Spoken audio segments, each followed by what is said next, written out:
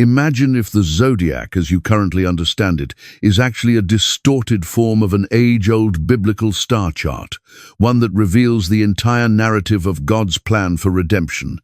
The Mazzaroth, referenced in Job's ancient book, represents a divinely established celestial story that came into existence thousands of years before what we now call astrology, containing prophetic truths capable of transforming your entire perspective on the heavens above. In this presentation, you'll uncover how the adversary took control of God's initial stellar gospel, transforming it into the misleading astrological system that millions now pursue. However, before we continue, for those who are just joining this channel, think about pressing that like button and subscribing if you haven't done so yet.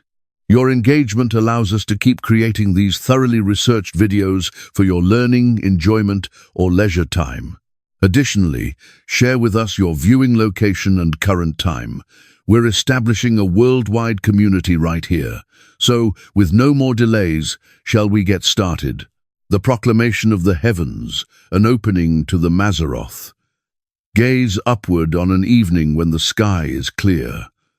Those stars extend throughout the blackness like diamonds scattered across velvet.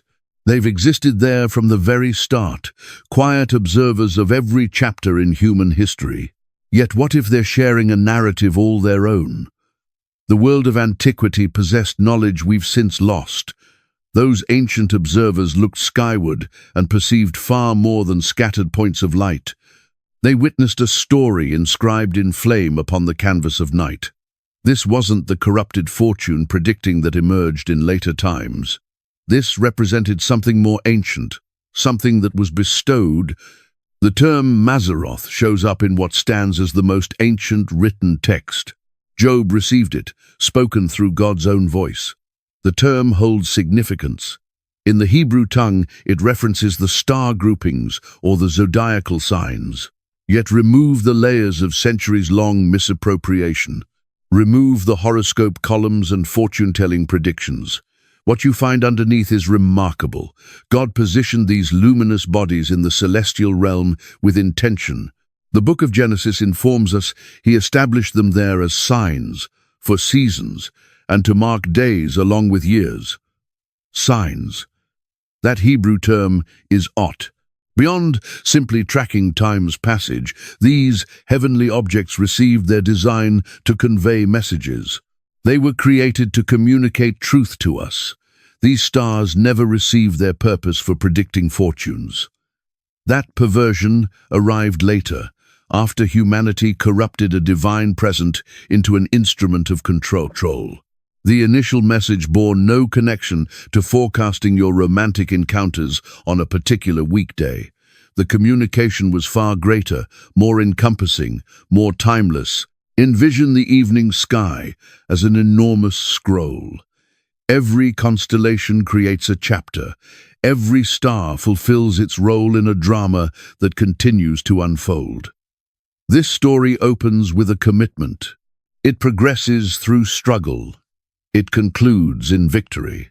Standing at the heart of this universal narrative is a single figure, one who redeems, one who saves, the foretold offspring who would shatter the serpent's skull.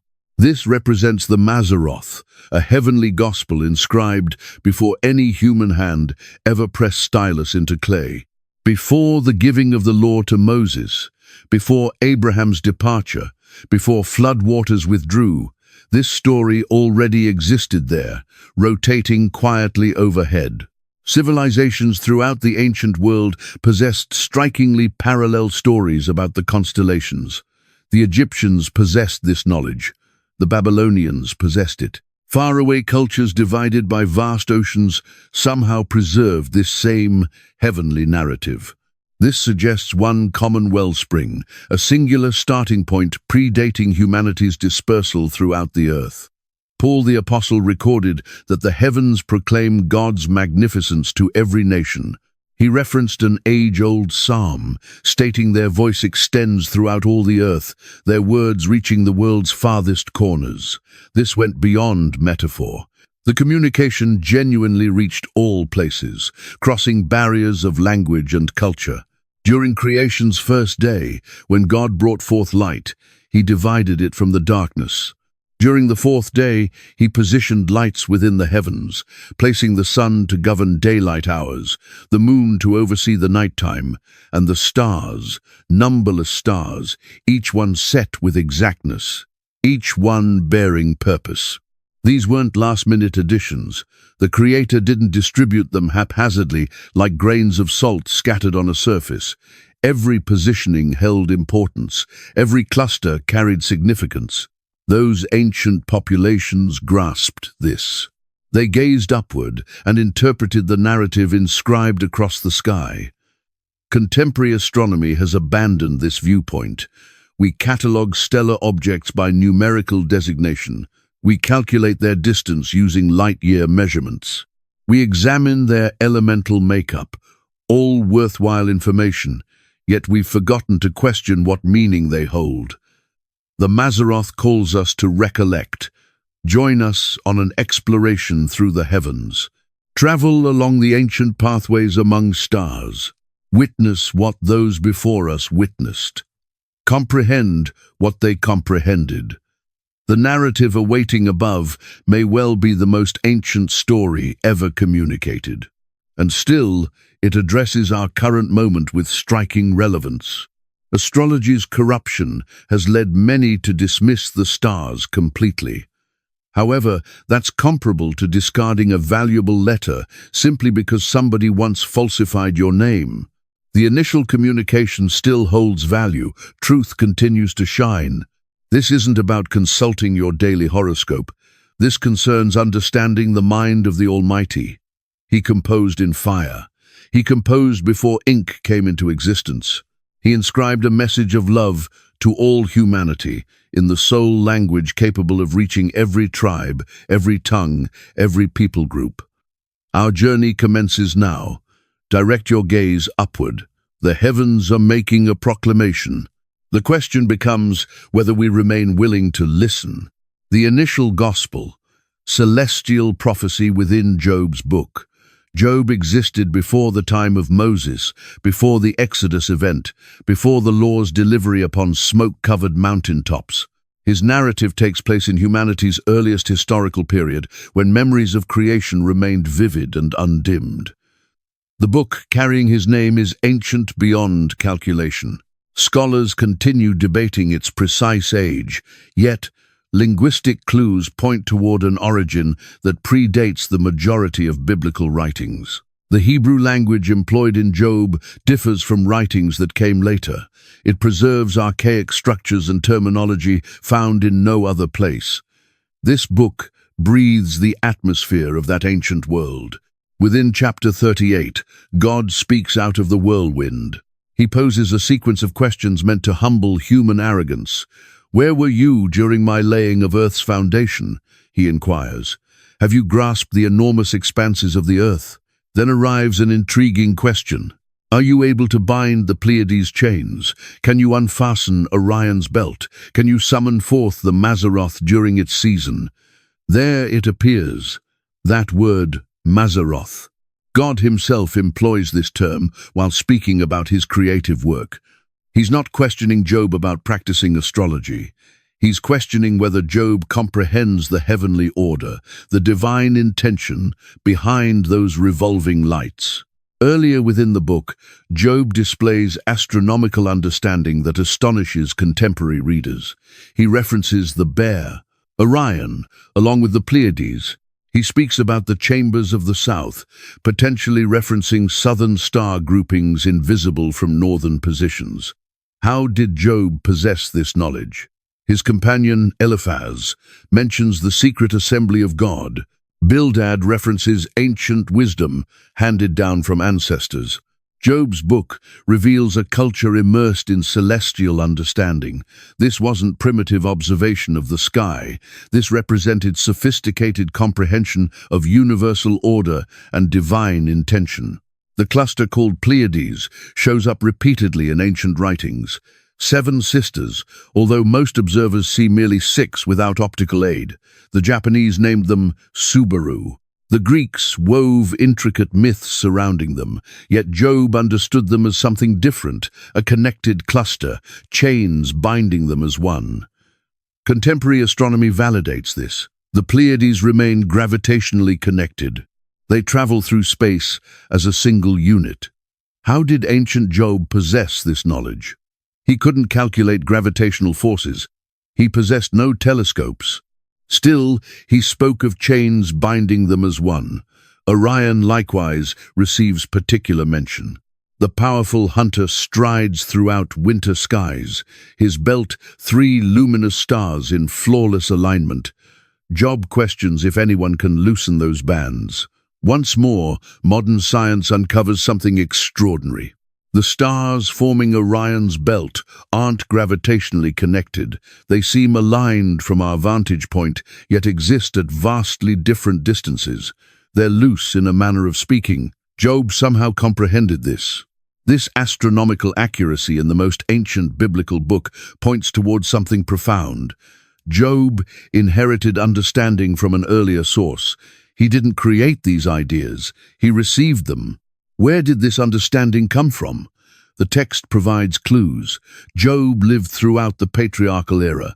He presented sacrifices serving as priest over his own household. No temple had been built. No written Torah directed his worship. Nevertheless, he knew God.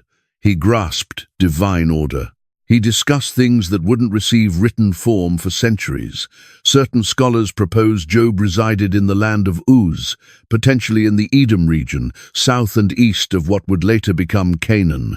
Others position him in territories neighboring ancient Mesopotamia. Regardless of precise location, he inhabited that ancient world where the nighttime sky held deep significance.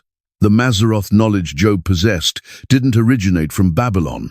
It came before Babylonian astronomy. It didn't come from Egypt. It preceded the pyramids. This understanding came from an even earlier source, potentially from the very start. Consider the chronology. Adam lived 930 years. His son Seth lived 912 years. These patriarchs could transmit knowledge directly spanning many generations. By Job's lifetime, merely a handful of human connections separated him from creation itself. What if the Mazzaroth narrative was bestowed at the very beginning?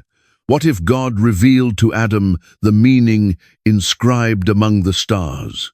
Understanding passed from Adam to Seth, from Seth onward to Enosh, continuing through Methuselah, who lived longer than any person before or afterward. Methuselah's lifetime overlapped Adam's by 243 years. His life overlapped Shem's by 98 years.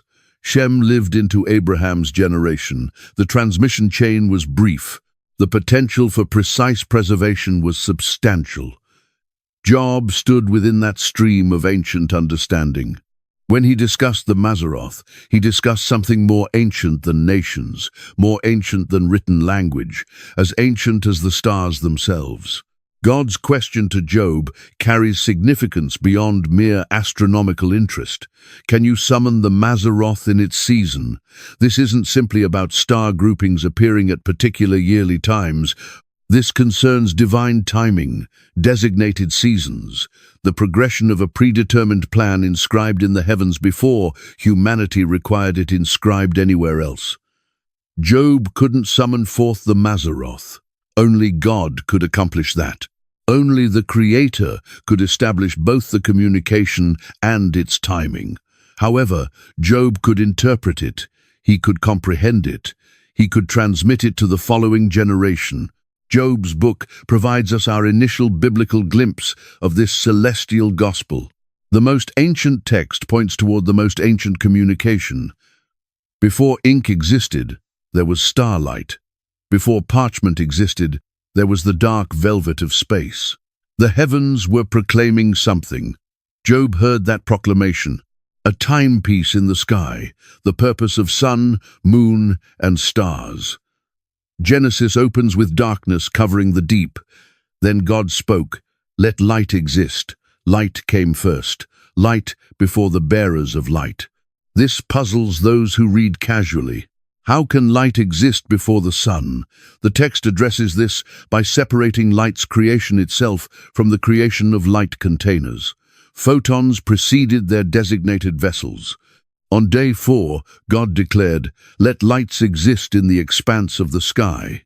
Notice the plural, not a single light, numerous lights, each with particular function, each with divine purpose. The sun received placement to govern daytime, the moon to rule nighttime. However, the text doesn't conclude there. It adds a critical phrase, "and let them serve as signs and seasons and for days and years for purposes." Signs, seasons, days, years. Each term carries deeper significance than superficial reading implies. The Hebrew term for signs is ot. This word shows up throughout Scripture. It designates the covenant sign of circumcision. It describes the blood on doorframes during Passover. It refers to miraculous wonders. Ot is a marker, a signal, a device of communication. God positioned the heavenly bodies to communicate. They mark more than time's passage. They speak, they testify, they proclaim. The word seasons in Hebrew is moed. This word doesn't reference spring, summer, autumn, winter.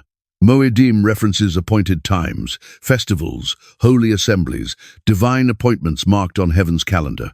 This same word shows up in Leviticus when God establishes his feast days. Passover is a moed. The Day of Atonement is a moed. These aren't random celebrations. These are appointments God scheduled before the world's foundation. The sun, moon, and stars mark these appointments. They announce when God's designated festivals arrive. The spring festivals occur when the sun reaches certain positions.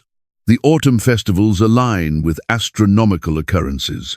The heavens serve as God's calendar, observable to all populations in all locations. Days and years require less explanation. The sun's rising and setting defines the day. Earth's circuit around the sun defines the year. These are the straightforward chronological functions we all grasp. Yet even these carry prophetic significance. A day in prophetic scripture can symbolize a year. A year can symbolize a longer duration. The celestial timepiece doesn't merely mark time, it marks God's timeline, his schedule for redemptive history. Consider the precision necessary for sun, moon, and stars to dependably mark seasons and appointed times. They must move with mathematical precision. They must be foreseeable, reliable, structured. Contemporary astronomy validates this order. We can forecast eclipses centuries ahead.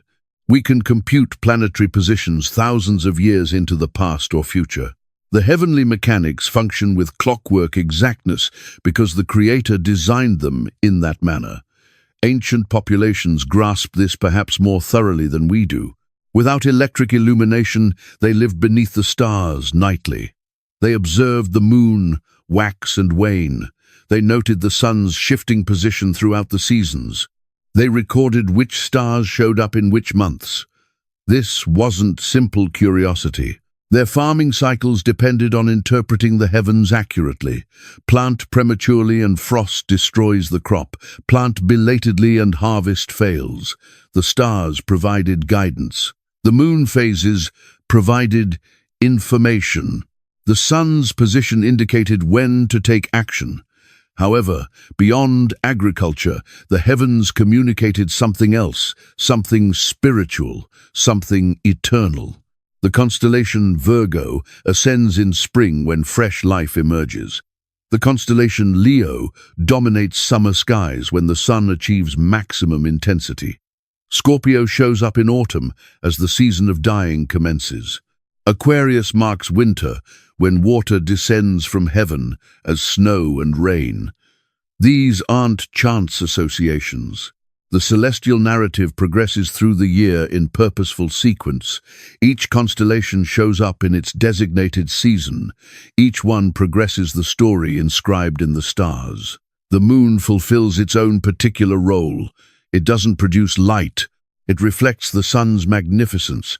In biblical symbolism, the moon frequently symbolizes God's people, reflecting the sun's glory. The moon experiences phases, sometimes full, sometimes dark, constantly changing, yet constantly faithful to its cycle. Jewish festivals align with moon phases. Passover takes place at the first full moon following the spring equinox. The Feast of Tabernacles coincides with the seventh month's full moon. God commanded his people to observe these appointments, and he provided them the moon as their calendar. The stars serve as observers. Job names them the ordinances of heaven. The prophet Jeremiah discusses God's covenant with day and night, with the established laws governing the heavens.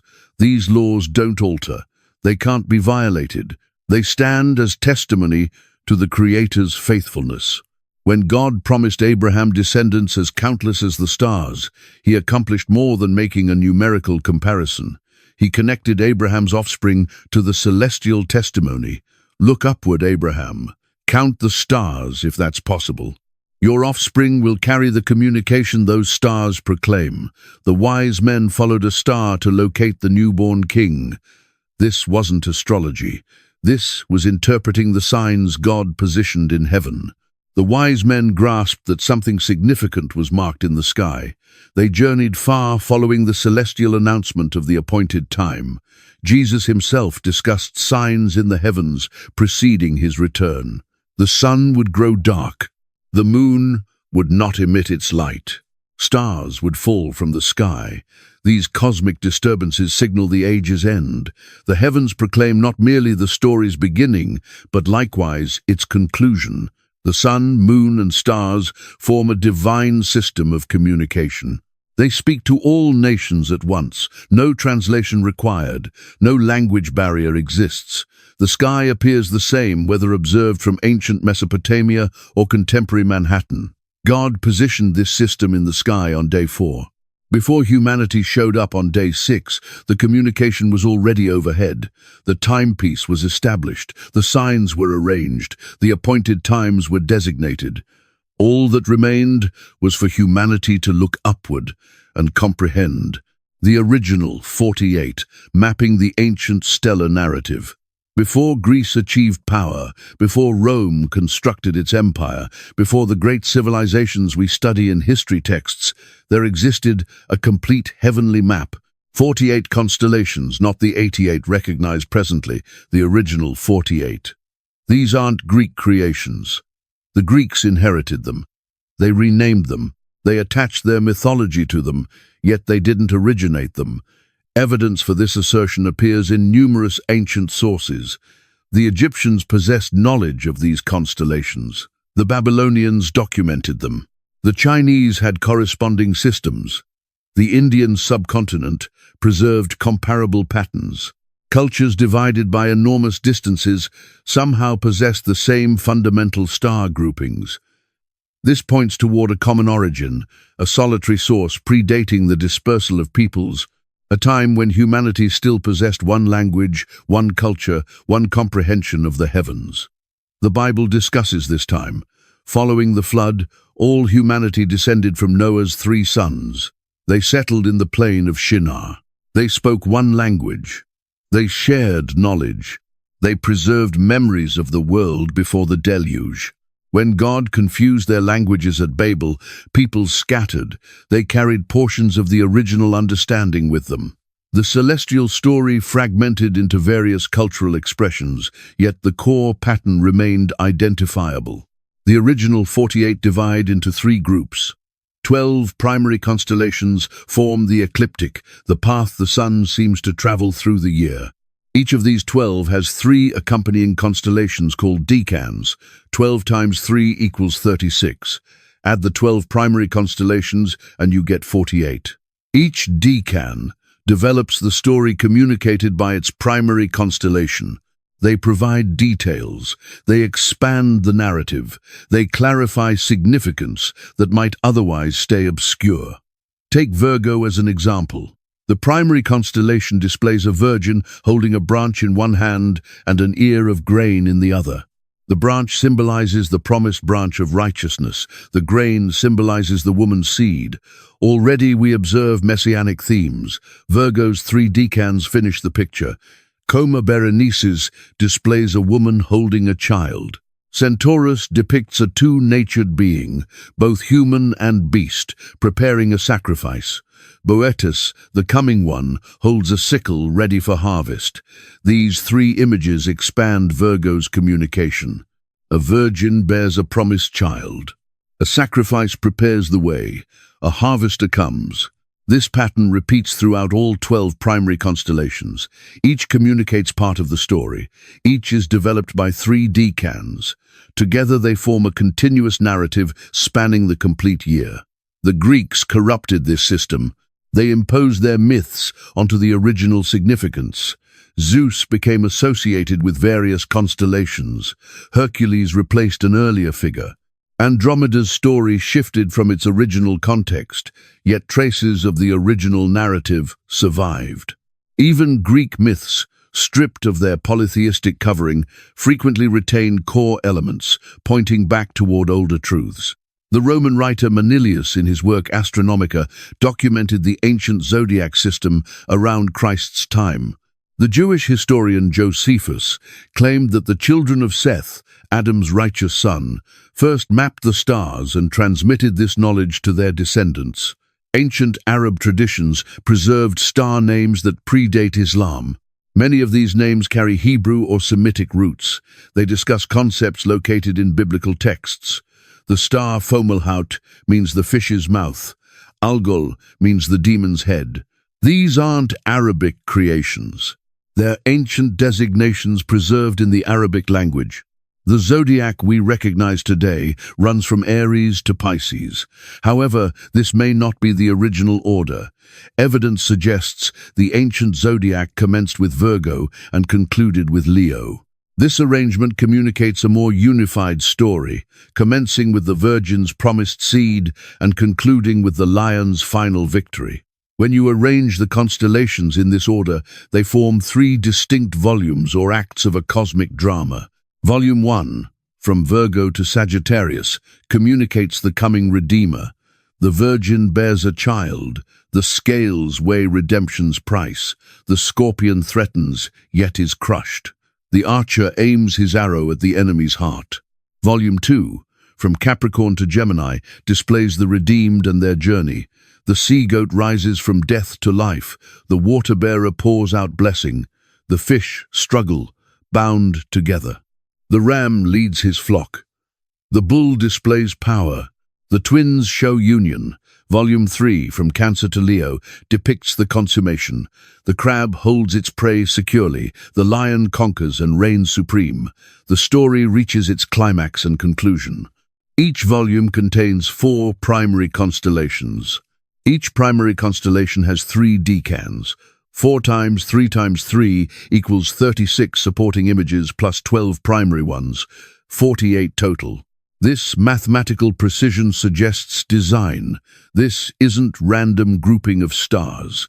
This is architecture, structure, intentional composition. The ancient world comprehended this structure. They transmitted it from generation to generation. When civilizations collapsed, fragments survived. When languages transformed, the stars remained. The Greeks attempted to claim ownership of this understanding. However, their own historians acknowledged borrowing from more ancient sources. Eudoxus, frequently credited with introducing the zodiac to Greece, learned from Egyptian priests. Those priests learned from sources even more ancient. The trail leads backward, back through Babylon, back through Sumer, back through the earliest civilizations to a time before civilization itself. Back to when humanity still remembered. Back to the beginning. 48 constellations, 12 primary stories, 36 supporting details. 1 communication, 1 redeemer, 1 hope inscribed in fire across the darkness. The ancients possessed this knowledge. They witnessed it. They communicated it. Now we must recollect what they comprehended. Volume 1, The Redeemer, introducing the prophetic thread Virgo to Libra. Every story requires a beginning. The celestial narrative commences with a woman and a commitment. Virgo ascends in the eastern sky. Each spring she shows up as a woman reclining in the heavens, holding a branch in one hand and grain in the other. The ancients named her the Virgin, not a woman who had borne children and became widowed. A virgin, one who had never known a man. This image stood in the sky long before the prophet Isaiah recorded of a virgin conceiving and bearing a son. The commitment existed before the prophecy was documented in ink. The stars proclaimed it first. The Hebrew name for Virgo is Bethula, meaning virgin. The Arabic name is Adara, the pure virgin. Ancient star charts from Babylon and Egypt display this same figure. The identity remains consistent across cultures. A pure woman, an unblemished maiden. What does she hold? The branch in her hand symbolizes the branch of righteousness, referenced repeatedly by Hebrew prophets. Jeremiah discussed a righteous branch who would reign as king. Zechariah named him the branch who would construct the Lord's temple. This branch shows up in Virgo's grasp thousands of years before prophets recorded him. The grain in her other hand symbolizes seed, the promised seed of the woman from Genesis 3. When God confronted the serpent in the garden, he proclaimed that the woman's seed would crush the serpent's head. Eve thought this seed might be her first son, Cain. She was incorrect. The promised seed would arrive much later, born of a virgin, holding the authority of the branch. The brightest star in Virgo is Spica. The name means ear of grain. This star marks the wheat sheath in the virgin's hand. Ancient Hebrew named this star Tsemek, meaning the branch. Both meanings merge in this single point of light, the branch and the seed, the king and the sacrifice. Another star in Virgo bears the name Zavijava, from Arabic meaning gloriously beautiful. The virgin who carries this seed is beautiful, pure, chosen for a purpose beyond herself. Virgo's 3 decans develop the story. Coma Berenices displays a woman holding a child. Ancient names for this constellation include the desired one and the longed for. The child she cradles is the fulfillment of humanity's deepest longing, the son promised since the garden. Coma Berenices appears above Virgo in the sky. It's a cluster of stars, though ancient observers perceived it as a separate constellation. The woman with child completes the picture started by the virgin with grain. The seed becomes a child. The commitment becomes reality. Centaurus, another decan of Virgo, displays a remarkable figure, half horse, half man, 2 natures in one being. The centaur holds a spear pointed downward toward Lupus the wolf, preparing to make a sacrifice. The 2-natured one offers himself as the victim. This image foreshadows the God-man, fully divine and fully human, who would arrive as the ultimate sacrifice. The centaur's dual nature speaks to this mystery. Neither fully beast nor fully man alone, yet both combined.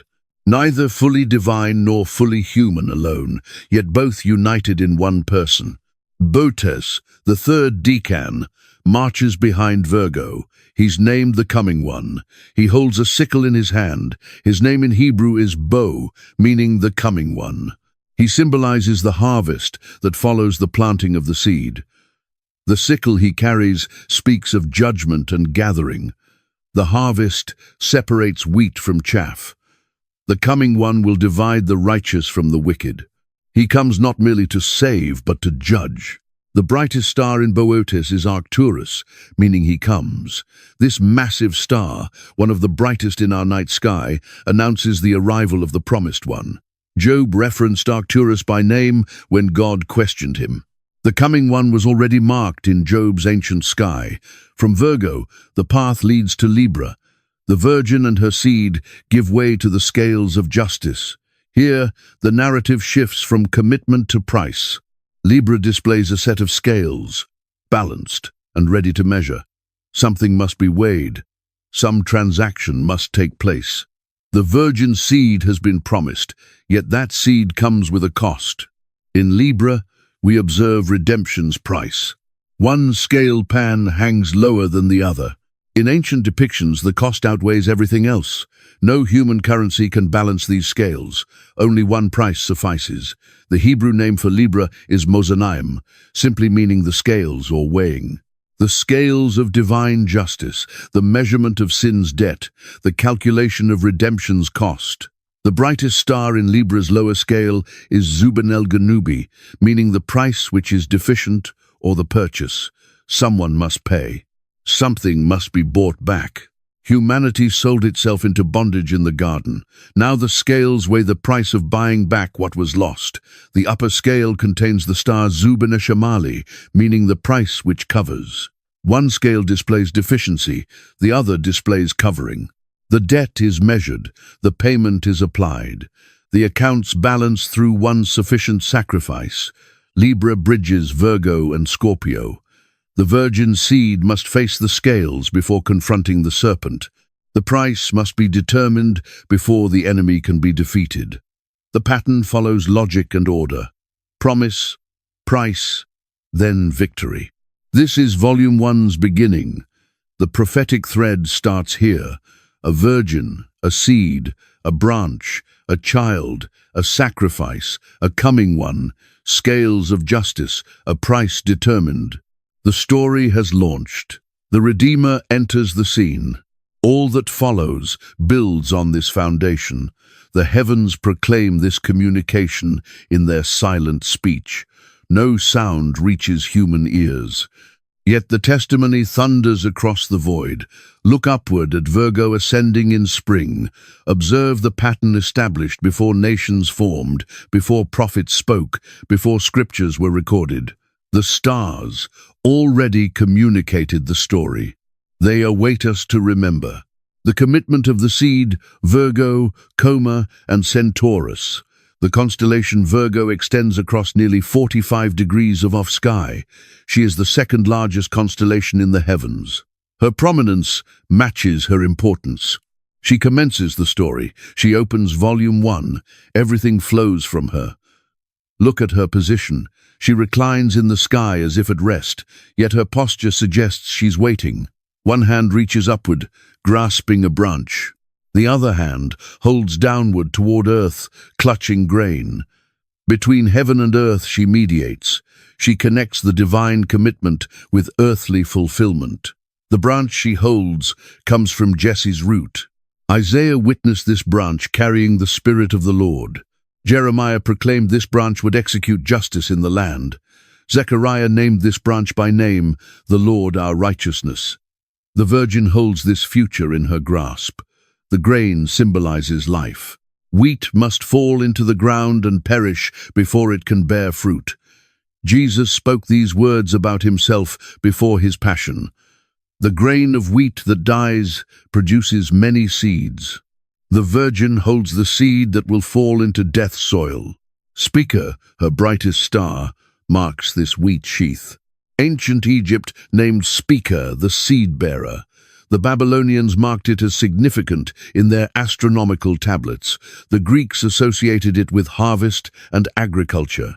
All cultures identified this star as symbolizing seed and fruitfulness. The star's position in the constellation places it precisely in the grain sheath, not in the Virgin's head or feet, but in her hand, where she offers the seed. The placement holds significance. The seed must be given, offered, surrendered. The Virgin herself symbolizes purity required for this task. Not merely physical purity, though that matters in the story, deeper purity, set apart, holy, chosen specifically because she meets requirements no other person can meet. Mary's question to the angel makes sense in this context. How can this be, since I know not a man? She grasped human biology.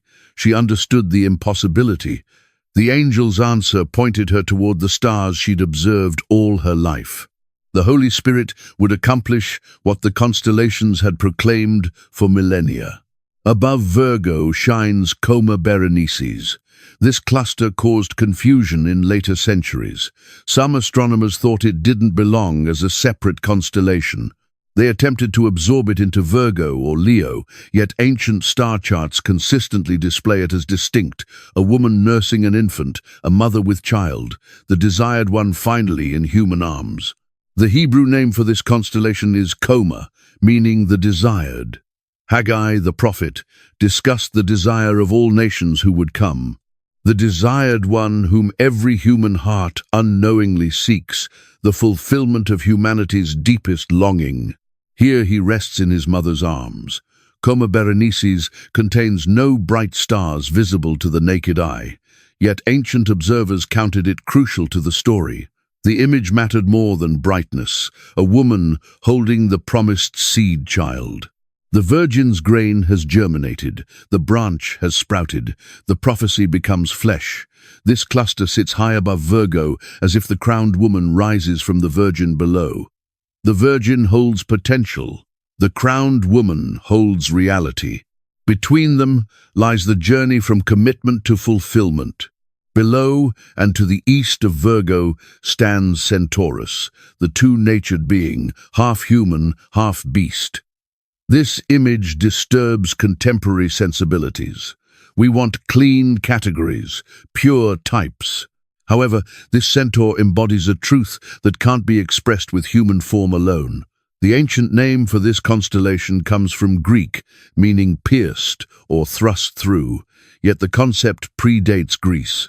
The figure displays a being preparing sacrifice, spear in hand, ready to strike. The victim is Lupus, the wolf, another constellation symbolizing the enemy to be slain.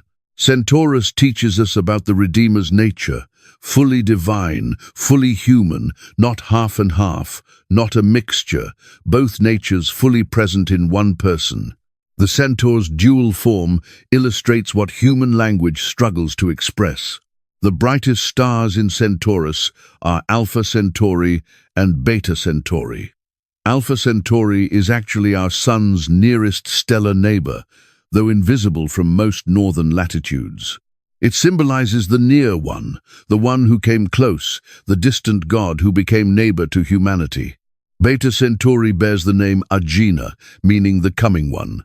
The same theme shows up again, the one who comes, the expected arrival, the appointed visitor who keeps his scheduled appearance. Another star in Centaurus carries an even more revealing name, Ptolemon, meaning the heretofore and the hereafter. This name captures divine eternity, the one who existed before all things and remains after all things, the Alpha and Omega dwelling in the centaur form.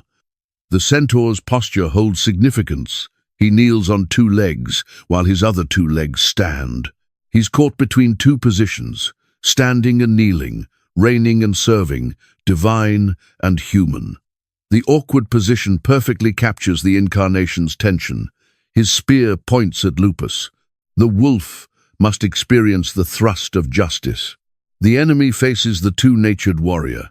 Only one with both divine and human nature can accomplish what must be done. Divine nature provides the power. Human nature provides the legal standing. The God-man defeats the enemy on humanity's behalf. Ancient Persian astronomy named this constellation Bezer, meaning the despised. Isaiah recorded of one despised and rejected by men, a man of sorrows, acquainted with grief. The glorious centaur warrior is likewise the despised outcast. Both images speak truth about the coming one. The three constellations work together. The Virgin provides the means. The crowned mother displays the result. The centaur reveals the nature and purpose. Seed becomes child. Child becomes sacrifice. Sacrifice defeats the enemy. Genesis 3:15 established this pattern. The woman's seed would crush the serpent's head while the serpent struck his heel. Victory through suffering. Triumph through sacrifice. The centaur embodies this paradox. He strikes the wolf while bearing wounds himself. Every spring, Virgo ascends. Every year, the story repeats in the sky.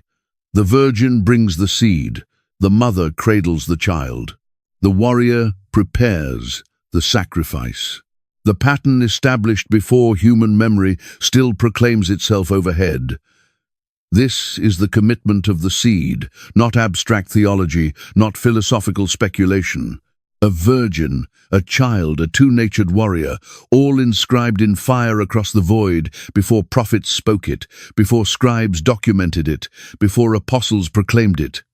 The heavens knew. The stars proclaimed, the ancient ones comprehended. The price of redemption, Libra, the cross, and the victim. From the virgin and her child, the path leads to scales. The celebration gives way to calculation. The commitment meets the price. Libra hangs in the autumn sky, two scale pans suspended from a beam.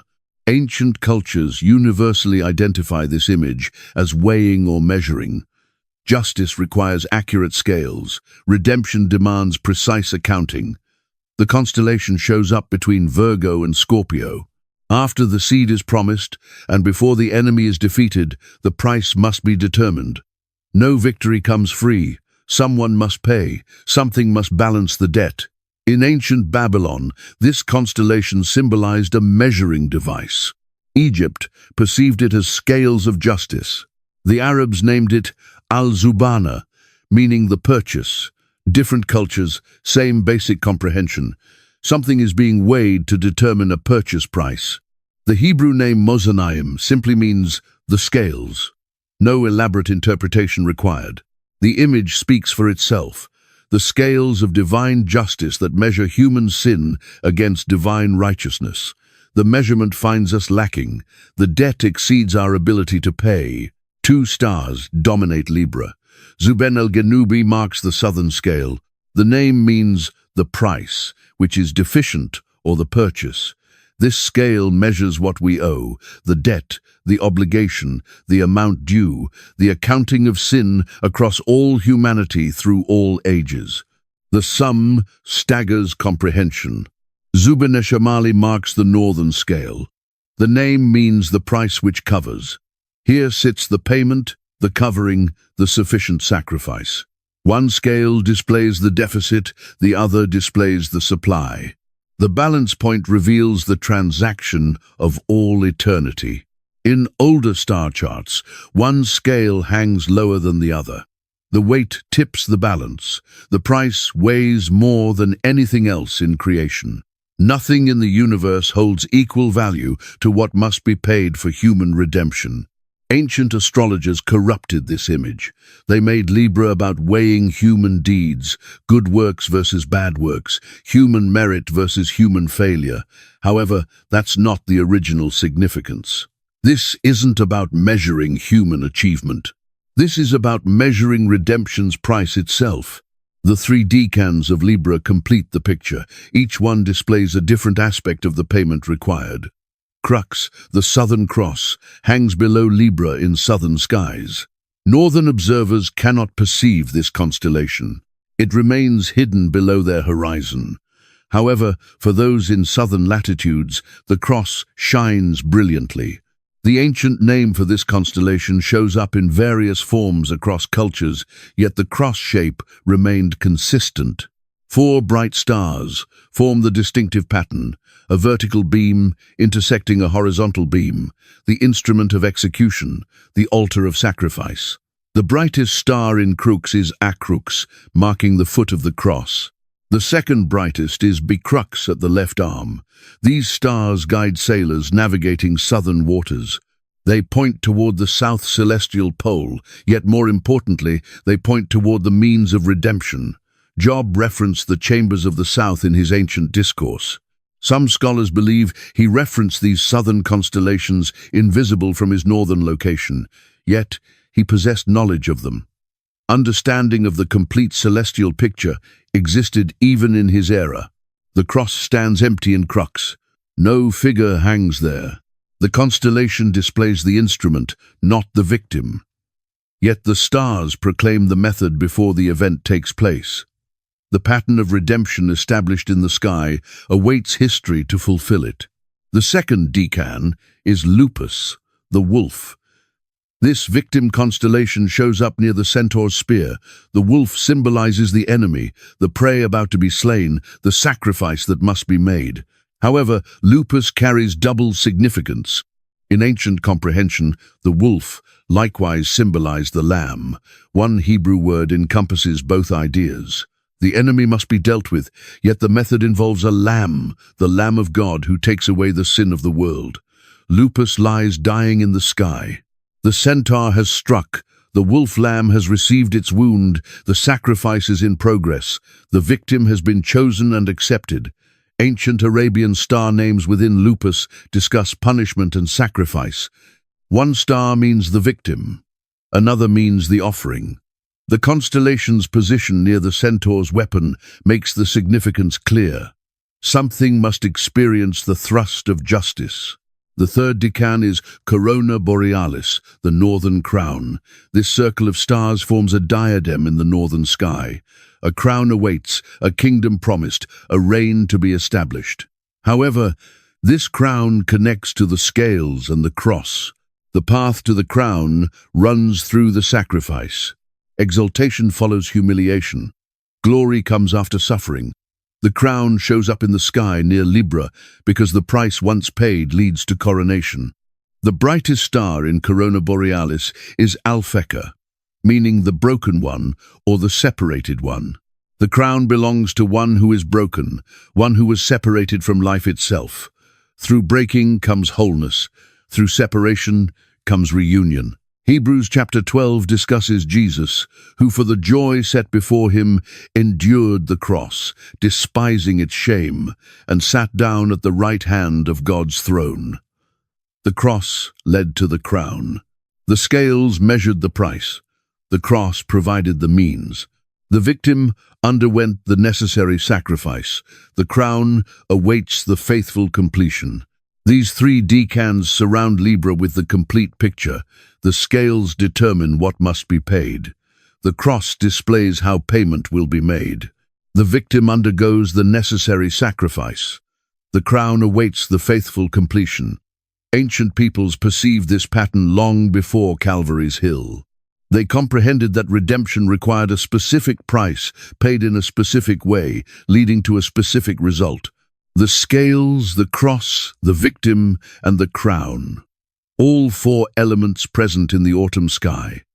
The Apostle Paul recorded that Christ became a curse for us by hanging on a tree. The law proclaimed that anyone hanging on a tree stands cursed. The cross cursed the one nailed there. The victim absorbed the curse. The scales measured both the sin and the sacrifice. Peter recorded that Christ bore our sins in his own body on the tree. The victim carried the weight. The scales tipped under the burden. One scale held humanity's accumulated guilt. The other held one perfect life offered willingly. John witnessed in his revelation a lamb standing as though it had been slain. The victim who died now lives. The broken one now wears the crown. The scales balance through one sufficient sacrifice. Libra hangs in the sky each autumn. The scales show up. The price is displayed.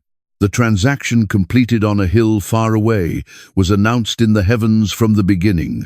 The price determined before the world's foundation, the scales established, the cross prepared, the victim chosen, the crown waiting. This is redemption's price. Not cheap grace, not easy forgiveness, costly beyond measure, weighed in divine scales, paid by divine human currency, accomplished through means foreshadowed in the stars, before any human comprehended what those stars signified. The conflict of the ages, Scorpio, Ophiuchus, and Hercules. From the scales and the price, the story moves to conflict. The enemy shows up, the battle engages. Violence enters the celestial narrative. Scorpio crouches in the southern sky, a massive scorpion, tail curved over its back, claws extended, stinger ready.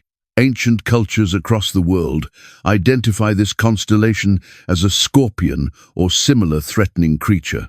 The image transcends cultural boundaries. The scorpion symbolizes the serpent of Genesis 3, the adversary who brought deception into the garden, the enemy of humanity who seeks to sting and destroy. Here in the sky, magnified to cosmic proportions, the threat becomes observable. The brightest star in Scorpio is Antares, meaning the rival of Mars due to its reddish color. However, ancient names for this star carry darker significance. In Hebrew tradition, it was associated with wounding and conflict. The scorpion's heart beats red with malice. The scorpion's stinger points toward Libra. The enemy attacks the scales. He wants to upset the balance. He seeks to prevent the payment. He opposes the redemption transaction. His whole purpose drives toward keeping humanity in bondage. However, the scorpion's position in the sky reveals his defeat. He lies on his back, claws grasping upward as if already overthrown. The constellation doesn't display the scorpion advancing victoriously. It displays him toppled, overcome, crushed. Above the scorpion stands Ophiuchus. This constellation displays a man grappling with a serpent. His feet press against the scorpion's heart. His hands grip the serpent's body. The struggle is engaged. The conflict is active. Ophiuchus bears several ancient names. In Hebrew, he was named Ophiuchus, meaning the serpent holder. The Arabians knew him as Aphicus, meaning the serpent charmer. The Greeks named him the serpent bearer. All cultures perceived the same basic image, a man wrestling a snake. The man's position holds significance. He stands on the scorpion while holding the serpent. Both enemy forms receive his attention. His heel presses against the scorpion's heart, crushing it. However, in crushing the enemy, his foot receives the sting. The wounded victor, the triumphant sufferer. Genesis 3:15 plays out in the sky. The woman's seed crushes the serpent's head. The serpent strikes his heel. Both actions take place simultaneously. Victory and wounding, triumph and suffering, the paradox of redemption. The brightest star in Ophiuchus is Ras al-Hag, meaning the head of him who holds the serpent. The man's head remains above the conflict. His mind stays clear. His purpose remains firm despite the struggle. He knows what must be accomplished and proceeds without hesitation. Another significant star in Ophiuchus bears the name Megrez, meaning the contender or the wrestler. This is no passive observation. This is active combat, a struggle to the finish. Winner takes all. Loser loses everything.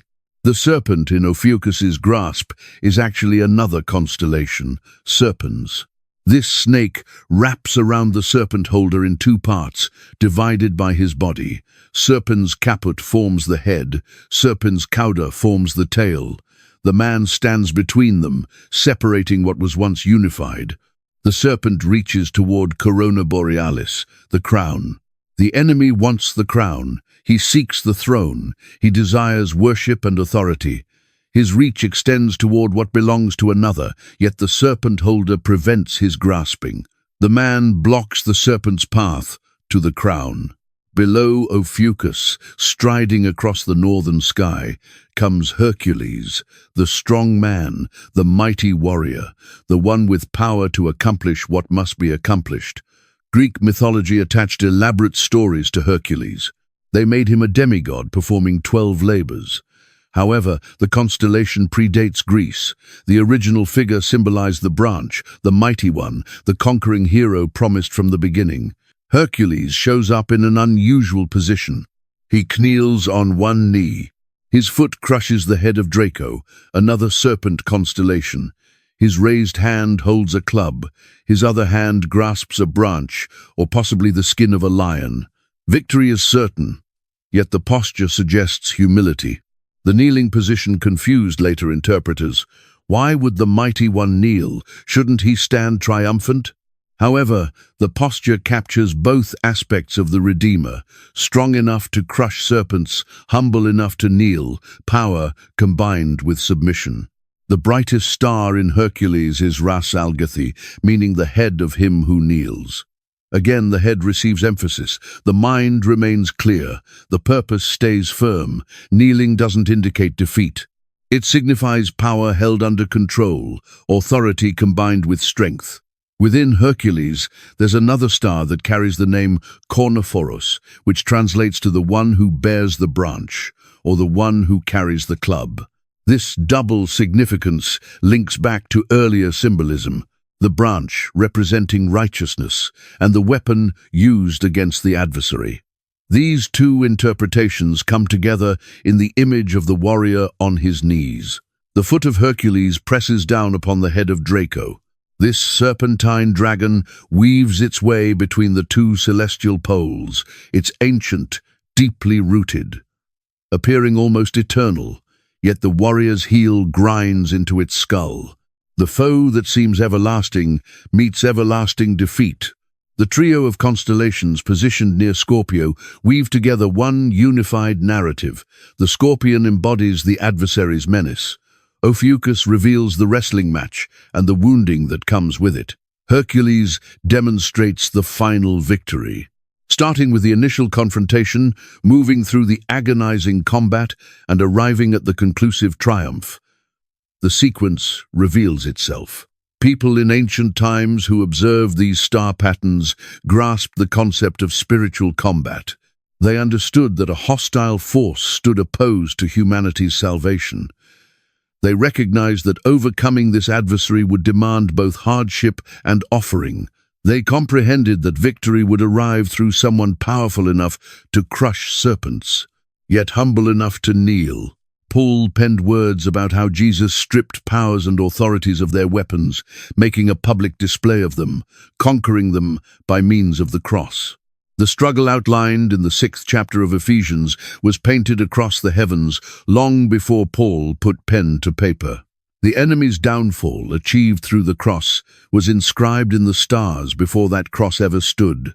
In John's Revelation, we find the description of the dragon, that primordial serpent, known as the devil and Satan, being hurled down.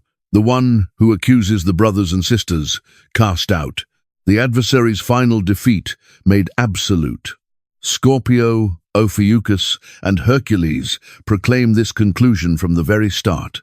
Each fall season, Scorpio ascends. With every passing year, this conflict displays itself once more. The scorpion poses its threat. The serpent handler engages in struggle. The warrior on his knees delivers the crushing blow. This pattern continues to repeat because the message never changes. The enemy exists in reality. The struggle carries weight. The triumph is guaranteed. This represents the struggle spanning all ages. Not metaphor, not symbols standing in for abstract ideas. A genuine enemy, an actual battle, literal blood, true wounds, authentic victory. Everything written in the celestial bodies before the earthly battle took place. The heavens proclaimed the result before history played out the events. The wounded Savior, Sagittarius, and the divine arrow. Out of conflict emerges conquest. From the struggle comes forth the one who strikes. Defense transforms into offense. Sagittarius makes his entrance. This constellation presents a centaur archer, half human, half equine, drawing back a bow. The arrow he holds points straight toward the heart of Scorpio. The target stands clear. The aim remains perfect. The release is imminent. This centaur stands apart from Centaurus that appeared before. That earlier centaur grasped a spear, readying a sacrifice. This one grips a bow, preparing to execute judgment. Both figures share the form of two natures, but their missions differ. One brings sacrifice, the other brings conquest. Both responsibilities belong to the same Redeemer. The Babylonians of old named this constellation Nergal, connecting it with warfare and pestilence. The Egyptians perceived it as a weapon directed at the foe. Hebrew tradition recognized it as the archer, or the one who launches the arrow. Across different cultures, this figure's aggressive character stayed consistent. The most luminous star in Sagittarius doesn't have a definite ancient name preserved in contemporary catalogues, but multiple stars within this constellation bear important meanings. A cluster positioned in the archer's arrow goes by the name Naim, signifying the gracious one, the arrow of grace, the shot of mercy, the judgment blended with compassion. Another star carries the designation Nehushta, meaning the departure or the sending forth. The arrow leaves the bowstring, The judgment advances. The action moves ahead, unstoppable. The arrow targets Antares, the scorpion's vital center. Accuracy holds importance here. This isn't haphazard shooting. This is focused execution. The enemy's critical organ receives the fatal strike. The injury will be lasting. The archer's centaur shape reinforces the concept of dual nature. The God-man who offers sacrifice is also the God-man who renders judgment. The humble one who kneels is simultaneously the warrior who releases the arrow. Both dimensions belong to the total picture. Sagittarius stands with rear hooves firmly planted and forward hooves lifted. This stance delivers maximum tension for the bowstring. The posture creates power. The configuration promises destruction. When this arrow flies, nothing will halt its course. The three deacon companions of Sagittarius expand upon the theme of conquest. Each one contributes additional detail to the victory the archer announces. Lyra, the harp, hangs suspended in the northern heavens. This constellation depicts a stringed instrument. Yet ancient names unveil a more ominous significance. The Arabic designation is al-Nasr al-Waki, the eagle that rips, or the descending eagle, the vulture, the bird that feeds upon the fallen. How does a harp become an eagle? The explanation rests in grasping the sacrifice. The harp symbolizes worship and praise. The eagle symbolizes judgment. This constellation merges both ideas. Praise ascends from the sacrifice that delivers judgment upon the adversary. The most brilliant star in Lyra is Vega, among the most radiant stars visible in our night sky. This name translates to, "He shall be lifted up." Through sacrifice arrives exaltation. Through death arrives glory. The descending eagle rises once more as the one who is exalted. Another star in Lyra bears the title Sheliak, meaning the tortoise, or the eagle. Once again, the predatory bird makes its appearance. The tortoise one arrives as judgment. The eagle swoops down upon the enemy's remains. Ara, the altar, appears beneath Sagittarius in the southern skies. This constellation shows the burning altar, the location of sacrifice, the site where offerings are consumed. Yet, this altar burns inverted in the sky. The flames fall downward instead of rising upward. This signifies judgment rather than worship. The fire that typically consumes sacrifices now consumes the adversaries of God. The altar transforms into an instrument of divine wrath. Ancient star names within Ara speak of completion and fulfillment. The sacrifice has reached its end. The offering stands accepted. The altar's function is accomplished. Nothing remains except the burning of chaff. The third decan is Draco, Ol the dragon. This serpent constellation weaves its way between the two celestial poles. He represents the great dragon mentioned in Revelation, the ancient serpent who led the entire world astray, the enemy in his most elevated form. Draco's location near the pole meant ancient peoples regarded him as the guardian of the heavens. He appeared permanent, established, eternal. His coils wrapped themselves around the very axis of the sky. Surely he could never be dislodged. But Hercules' foot presses upon Draco's head.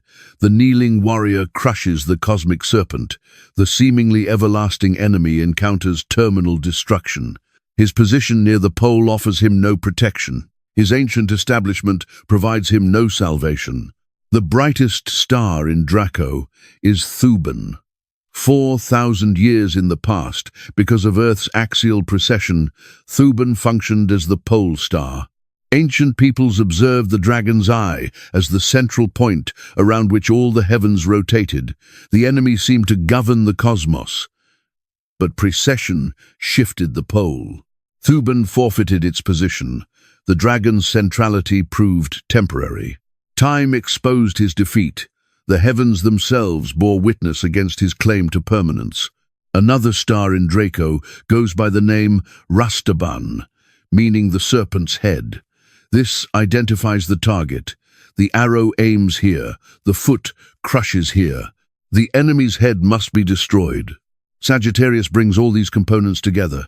The archer pulls back his bow, the harp-eagle descends, the altar burns in judgment, the dragon writhes beneath the warrior's heel.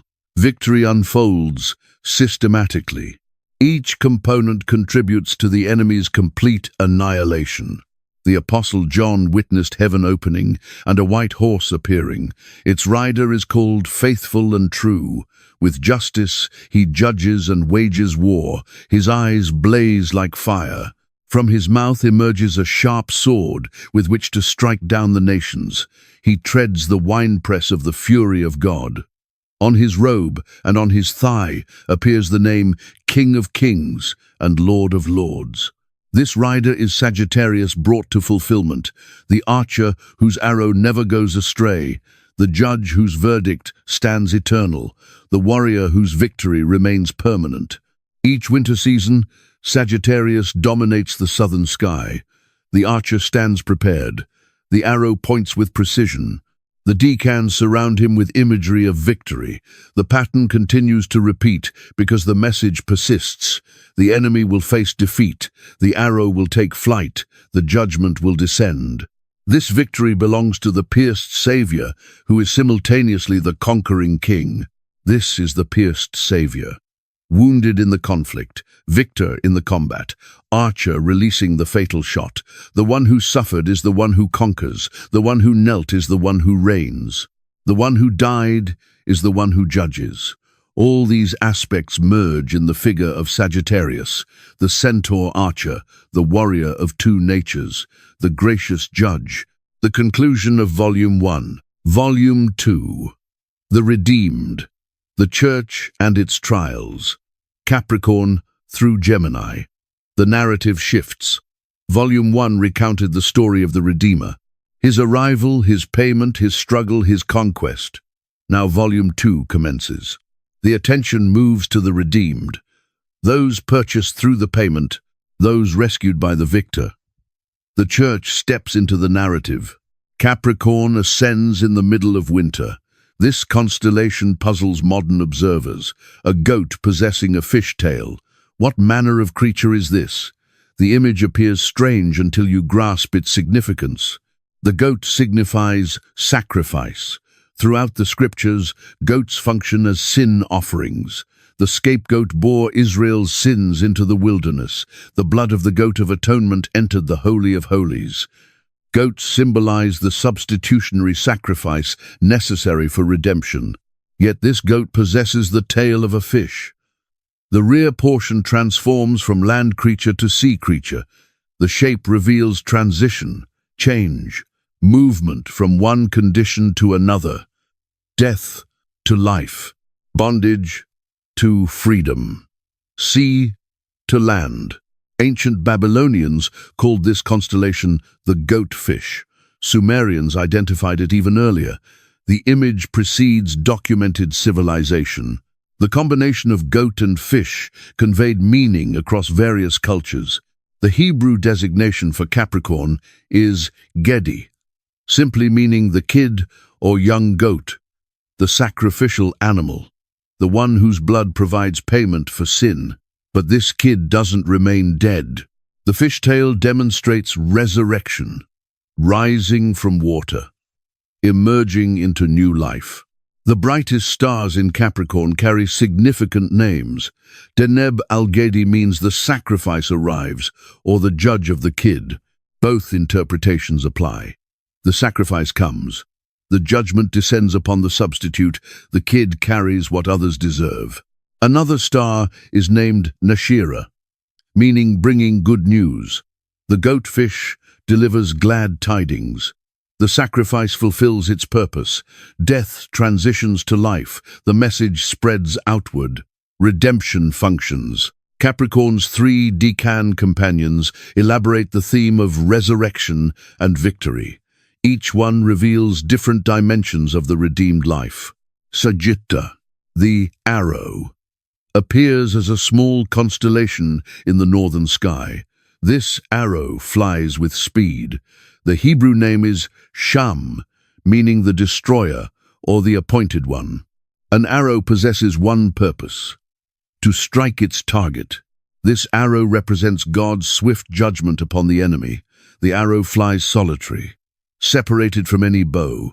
The shot has been released, the flight is underway, the destination is certain. Nothing can recall this arrow or alter its path. The appointed judgment advances toward its target. Two stars in Sagitta bear important names. One is called Sham, echoing the constellation's Hebrew name. The other is Volans, though this is a later designation. The ancient significance emphasized the arrow's purpose and certainty. Aquila, the eagle, soars above Capricorn. This magnificent bird descends with prey grasped in its talons. Unlike Lyra's falling eagle, this one flies victoriously. The Hebrew name is Nesha, meaning the eagle, or the torn one. The eagle has torn its prey. The victory is complete. The brightest star in Aquila is Altair, meaning the wounding or the tearing. The eagle's talons rip and wound. The enemy receives destructive attention. The bird of prey accomplishes its purpose. Another star in Aquila is Tarard, meaning the torn or wounded. Both the eagle and its prey carry marks of conflict. Victory arrives through struggle. Triumph emerges from battle.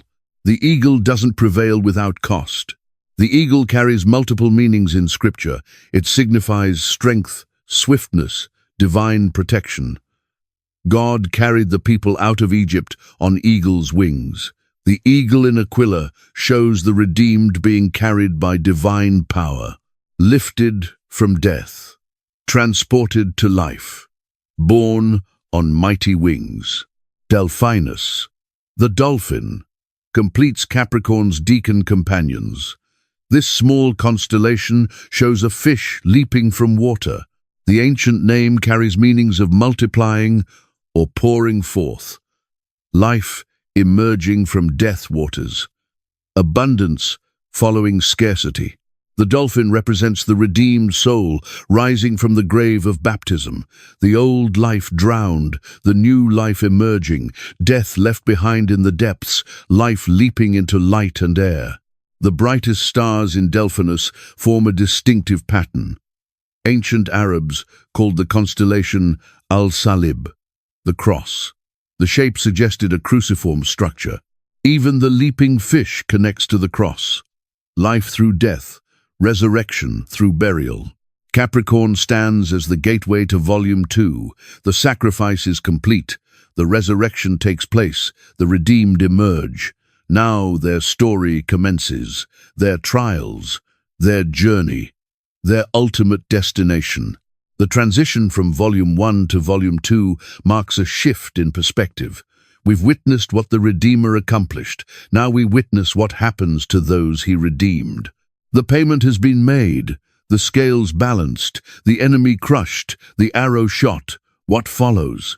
The redeemed enter the story not as passive observers but as active participants. Their journey through the remaining constellations will reveal trials faced, victories won, and ultimate security achieved. Paul wrote to the Romans about being buried with Christ through baptism into death.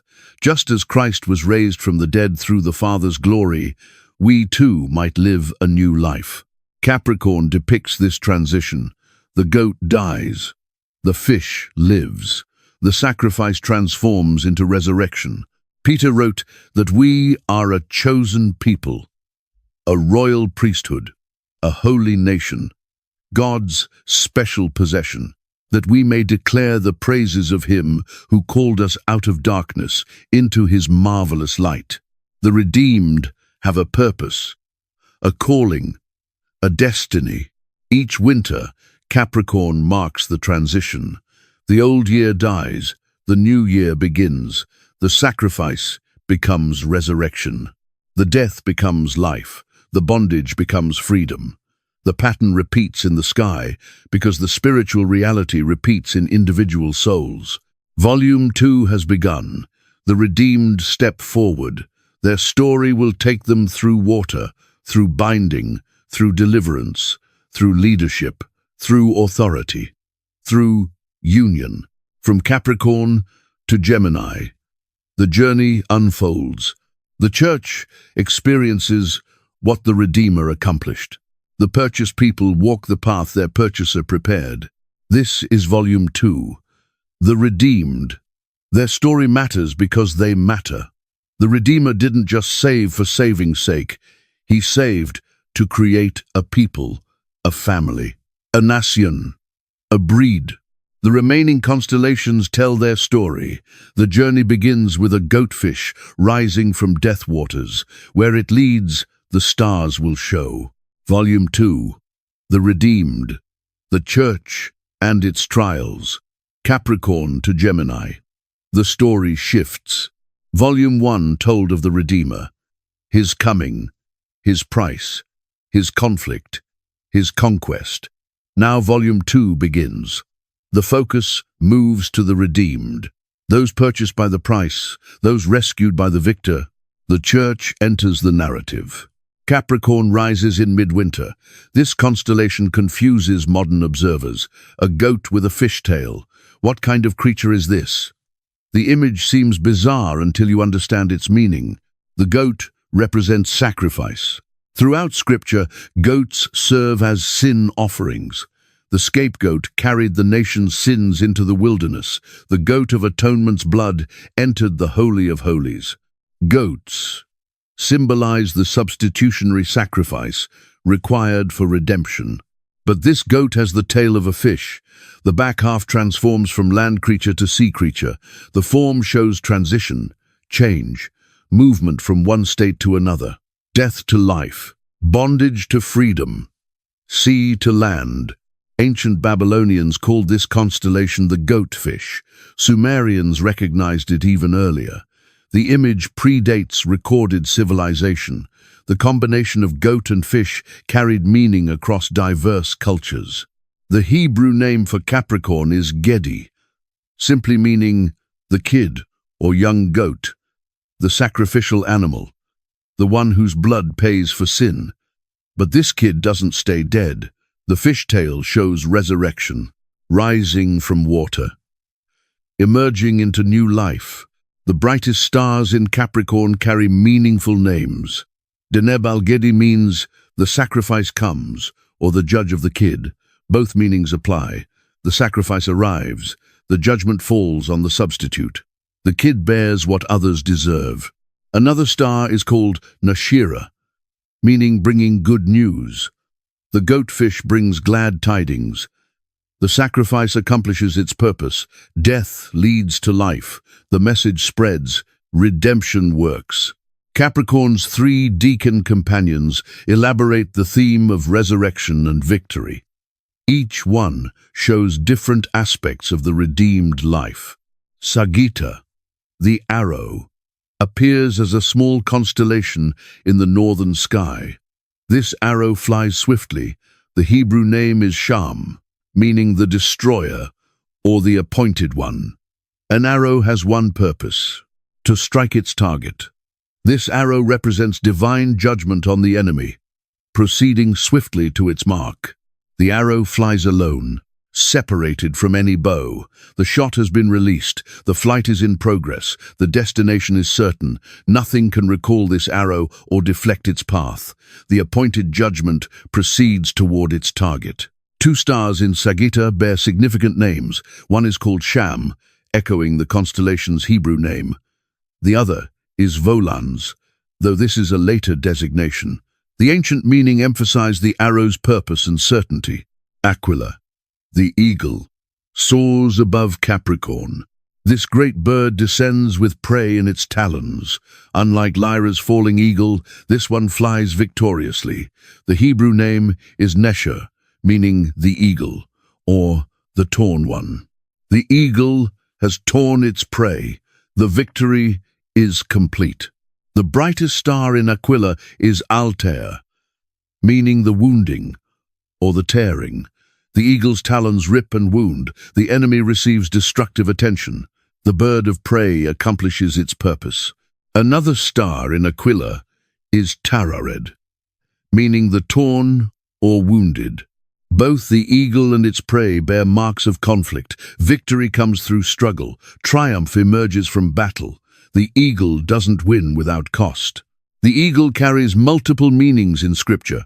It represents strength, swiftness, divine protection. The people were born out of bondage on eagle's wings, as described in Exodus. The eagle in Aquila shows the redeemed being carried by divine power, lifted from death, transported to life, born on mighty wings. Delphinus, the dolphin, completes Capricorn's deacon companions. This small constellation shows a fish leaping from water. The ancient name carries meanings of multiplying or pouring forth, life emerging from death waters, abundance following scarcity. The dolphin represents the redeemed soul, rising from the grave of baptism, the old life drowned, the new life emerging.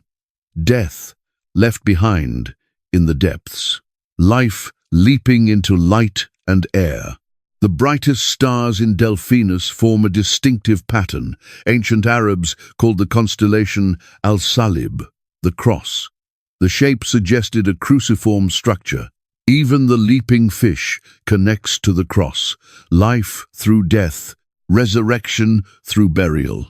Capricorn stands as the gateway to Volume 2. The sacrifice is complete. The resurrection occurs. The redeemed emerge. Now their story begins, their trials, their journey, their ultimate destination. The transition from Volume 1 to Volume 2 marks a shift in perspective. We've seen what the Redeemer accomplished. Now we see what happens to those he redeemed. The price has been paid. The scales balanced, the enemy crushed, the arrow shot. What comes next? The redeemed enter the story not as passive observers, but as active participants. Their journey through the remaining constellations will show trials faced, victories won, and ultimate security achieved. Paul wrote to the Romans about being buried with the Messiah through baptism into death. Just as he was raised from the dead through the Father's glory, we too might live a new life. Capricorn depicts this transition. The goat passes through death. The fish emerges into life. The sacrifice transforms into resurrection. Peter wrote that we are a chosen people, a royal priesthood, a holy nation, a special possession, that we may declare the praises of him who called us out of darkness into his marvelous light. The redeemed have a purpose, a calling, a destiny. Each winter, Capricorn marks the transition. The old year ends, the new year begins. The sacrifice becomes resurrection. The death becomes life. The bondage becomes freedom. The pattern repeats in the sky because the spiritual reality repeats in individual souls. Volume 2 has begun. The redeemed step forward. Their story will take them through water, through binding, through deliverance, through leadership, through authority, through union, from Capricorn to Gemini. The journey unfolds. The community experiences what the Redeemer accomplished. The purchased people walk the path their purchaser prepared. This is Volume 2, The Redeemed. Their story matters because they matter. The Redeemer didn't just save for saving's sake. He saved to create a people, a family, a nation, a bride. The remaining constellations tell their story. The journey begins with a goatfish rising from death waters. Where it leads, the stars will show. The fountain of life, Aquarius, and the outpouring. Above us flows an ancient river of stars. The constellation we call Aquarius spreads across the winter sky like a celestial waterfall, pouring forth streams of light into the cosmic darkness. Ancient stargazers saw more than random points of brightness here. They witnessed a divine fountain, eternally flowing with the water of life itself. The figure of Aquarius kneels in the heavens, holding an urn from which endless streams cascade downward. His posture speaks of service, of one who gives freely from an inexhaustible source.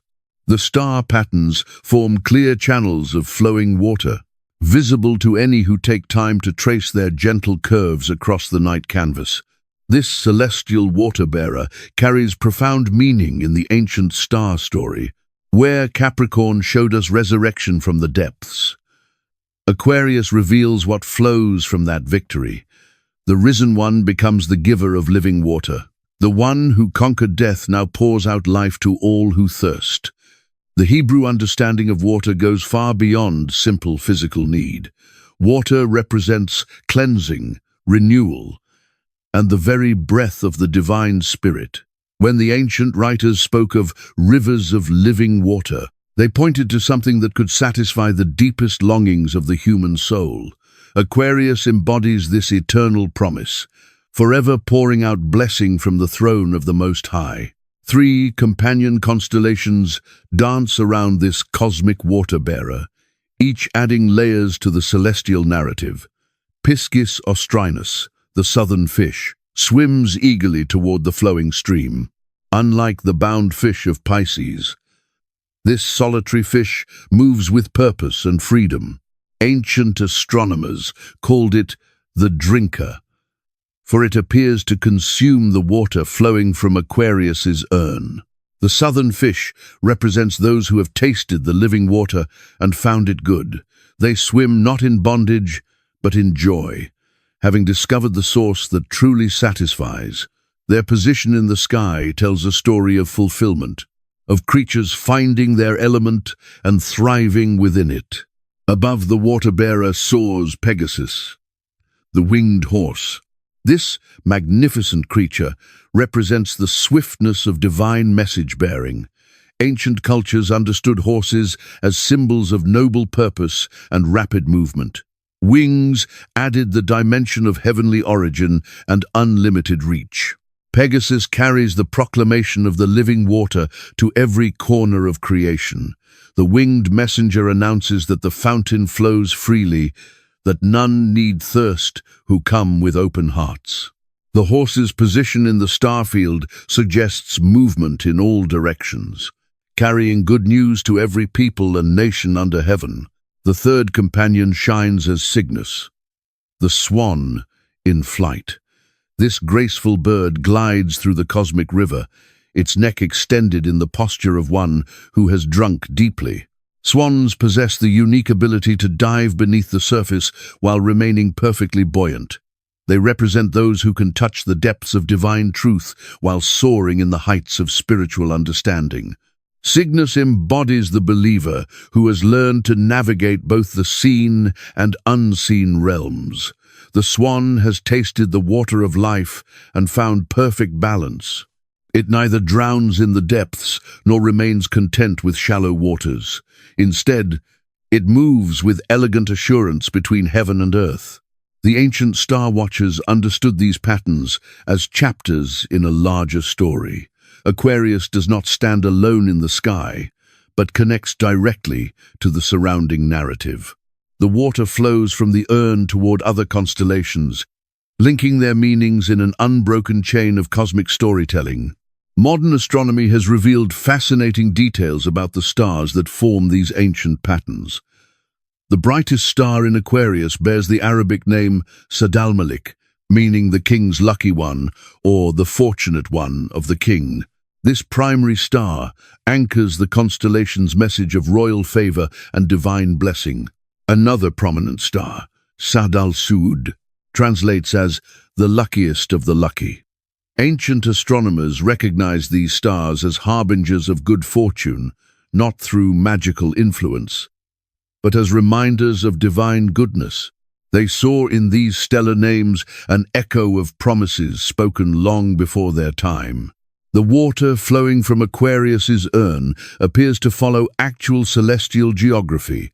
Star charts show the stream extending toward multiple constellations, creating visual connections across vast portions of the night sky.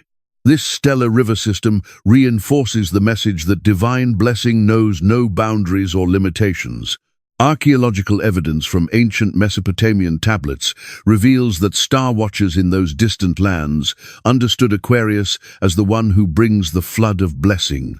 They distinguished this beneficial flooding from destructive deluges, recognizing instead a life-giving overflow that renews and restores all it touches. The timing of Aquarius in the celestial calendar carries its own significance. This constellation reaches prominence in the sky during the season when earthly rivers often run low, when wells may fail and springs diminish.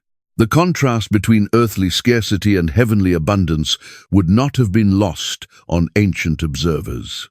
They saw in Aquarius a promise that when earthly sources prove inadequate, a celestial fountain flows without ceasing. The stars themselves declare that divine provision operates on a different principle than earthly resources. Where human systems experience shortage, heaven knows only overflow. The relationship between Aquarius and the surrounding constellations reveals a beautiful progression in the star story. From Capricorn's resurrection comes Aquarius's outpouring. From the water-bearer's gift flows the response seen in Pisces. The narrative moves naturally from divine victory to divine blessing to human response. This celestial sequence mirrors the progression described in ancient scriptures. First comes the triumph over death and darkness, then follows the pouring out of divine spirit and blessing. Finally, creation responds in worship and wonder to such magnificent grace. The ancients saw in these star patterns a promise that transcends time and culture. Aquarius pours forth blessing not just once, but continuously. Not just for a few, but for all who approach with thirst. The cosmic water-bearer kneels eternally in service, forever offering the gift of life to a weary world. When we gaze upon Aquarius in our modern night sky, we witness the same patterns that sparked wonder in hearts thousands of years ago. The stars continue their ancient testimony, proclaiming that divine love flows like an endless river, always seeking those who thirst for something more than earthly satisfaction can provide. The price of deliverance, Pisces, the band, and Andromeda, two fish swim through the cosmic ocean, their paths forever intertwined by a stellar band that stretches across the winter sky. The constellation Pisces presents a puzzle that troubled ancient observers and continues to intrigue modern star watchers. These are not free fish swimming in celestial waters. They move in bondage, tethered by chains of stars that prevent their escape. The northern fish swims toward the constellation Pegasus, as if drawn by the promise of the winged messenger's good news. The southern fish moves in the opposite direction, pulled toward the darkness of the cosmic depths. Between them stretches a band of fainter stars, clearly visible to careful observers, connecting their fates in an eternal tension. Ancient astronomers understood this cosmic drama as more than mere stellar arrangement. They saw in Pisces the story of humanity itself, the creatures made for the celestial realm, yet bound by invisible chains to earthly limitation. The two fish represent the dual nature of human existence, pulled between opposing forces that shape every choice and desire. The band connecting these fish tells its own story through the individual stars that form its length. Ancient star catalogues give these stars names that speak of binding, holding, and restraint. They saw in this stellar rope the very bonds that keep souls from swimming freely in the waters of divine purpose. Near Pisces swims a constellation that adds profound depth to this celestial narrative.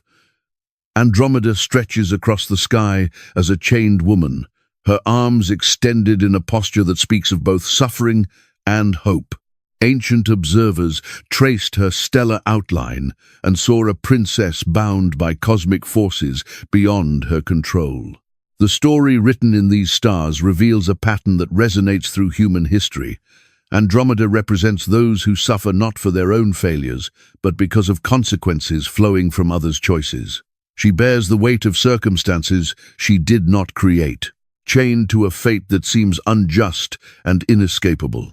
The positioning of Andromeda in the star field creates a visual connection with Pisces below. The chained woman and the bound fish share the theme of constraint, of noble creatures prevented from experiencing the freedom for which they were designed. Their stellar proximity suggests that their stories intertwine in the cosmic narrative. Ancient texts from the eastern regions describe Andromeda as the bound one, or the afflicted daughter. These names carry more than astronomical meaning. They speak to a universal human experience of being held captive by forces that seem too great for individual resistance. The stars that form Andromeda's chains shine with particular brightness in the constellation pattern. Ancient astronomers noted this detail, understanding it as emphasis in the celestial story. The bonds are not hidden or obscure, but prominent features that demand attention from any serious student of the night sky. Archaeological discoveries in the ancient lands have revealed star charts showing Andromeda positioned directly above a great sea monster. This creature, known to astronomers as Cetus, rises from the cosmic depths with jaws open and fins extended.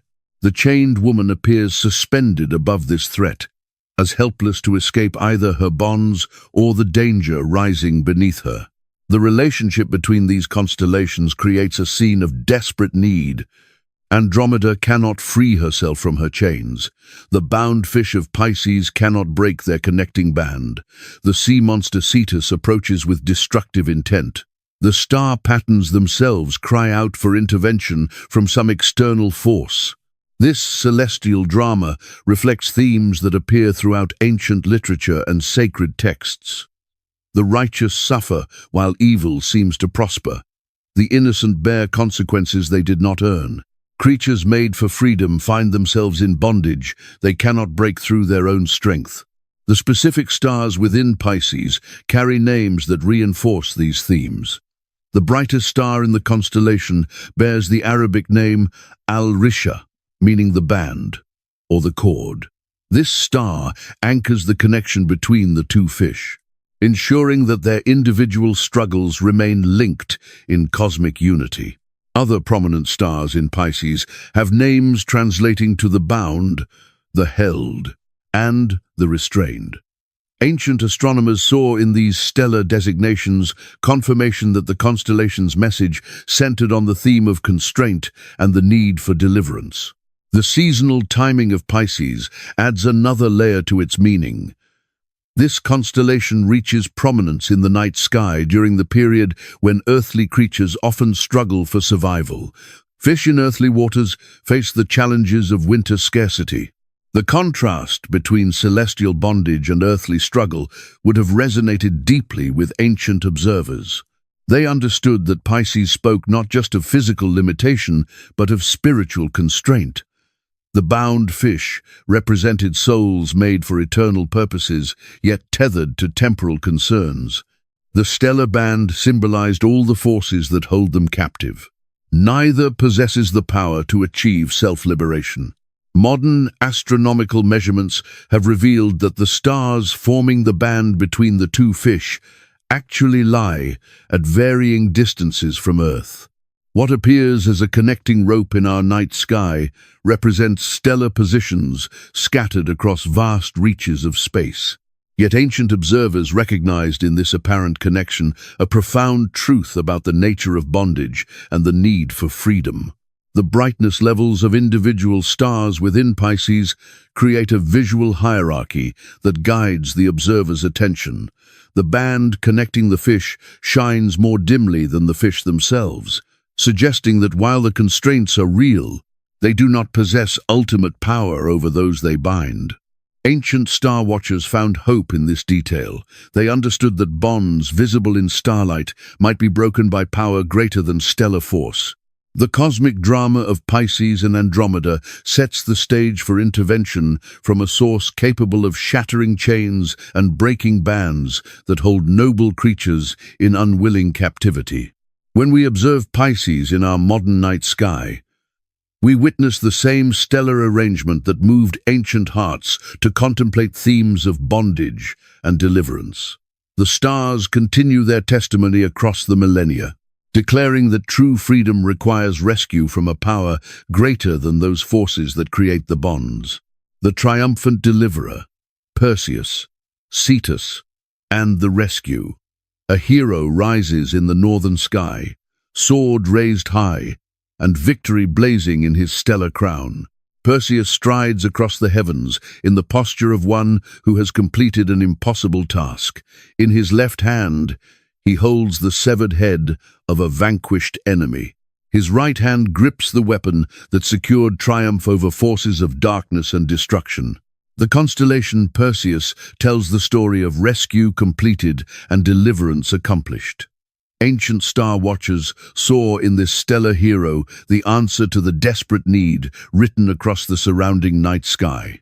Where Andromeda hung in chains and Pisces swam in bondage, Perseus appeared as the one with power to break every fetter and shatter every restraint.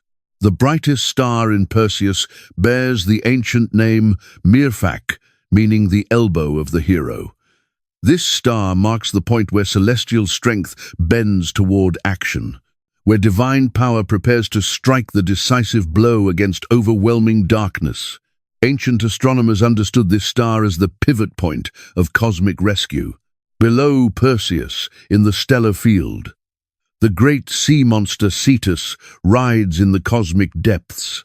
This massive constellation stretches across a vast portion of the southern sky, its stellar outline clearly depicting a creature of immense size and threatening aspect. Ancient star charts show Cetus, with mouth agape, rising from the depths to devour the helpless Andromeda hanging in her chains above. The positioning of these constellations creates one of the most dramatic scenes in the entire night sky. Cetus reaches upward toward the chained woman, while Perseus descends from the celestial heights to intervene. The star patterns themselves tell the story of rescue arriving at the moment of greatest peril. Archaeological evidence from ancient Mesopotamian tablets reveals that astronomers in those distant lands understood this stellar drama as representing the eternal conflict between forces of chaos and agents of divine order. They saw in Perseus not merely a mythological hero, but a celestial sign pointing to ultimate triumph over all that threatens and destroys. The weapon in Perseus's right hand appears in star charts as a curved blade or divine sword. The stars, forming this stellar weapon, shine with particular brightness during certain seasons, as if emphasizing the power of the tool that secured victory. Ancient observers noted this detail and understood it as divine emphasis on the means of deliverance. More fascinating still is the object Perseus holds in his left hand. This stellar trophy represents the head of the enemy he has vanquished. The most remarkable star in this part of the constellation is Algol, known to ancient astronomers as the demon's head or the winking demon. This star possesses an unusual characteristic that troubled and amazed ancient observers. Algol varies in brightness in a regular cycle, appearing to wink or blink as viewed from Earth. Ancient astronomers tracked this pattern and found it occurred with perfect predictability every 2 days, 20 hours, and 49 minutes. They interpreted this stellar behavior as the death throes of a vanquished enemy, forever held captive in the hero's grasp. Modern astronomy has revealed that Algol's brightness variations result from an eclipsing binary star system, where one star passes in front of another from Earth's perspective. However, the ancient understanding of this phenomenon as representing the subdued enemy remains remarkably appropriate to the constellation's overall narrative. The timing of Perseus's appearance in the night sky creates perfect celestial choreography. This constellation reaches its highest point during the winter months, precisely when Andromeda hangs directly overhead in her chains, and Cetus rises threateningly from the southern horizon. The hero arrives on the cosmic stage exactly when rescue is most desperately needed.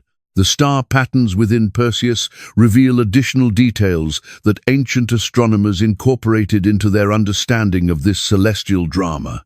The hero's feet appear to rest upon the head of the sea monster, suggesting not just victory, but complete dominion over the forces that once threatened destruction. Three smaller constellations surround Perseus, each adding layers to the rescue narrative.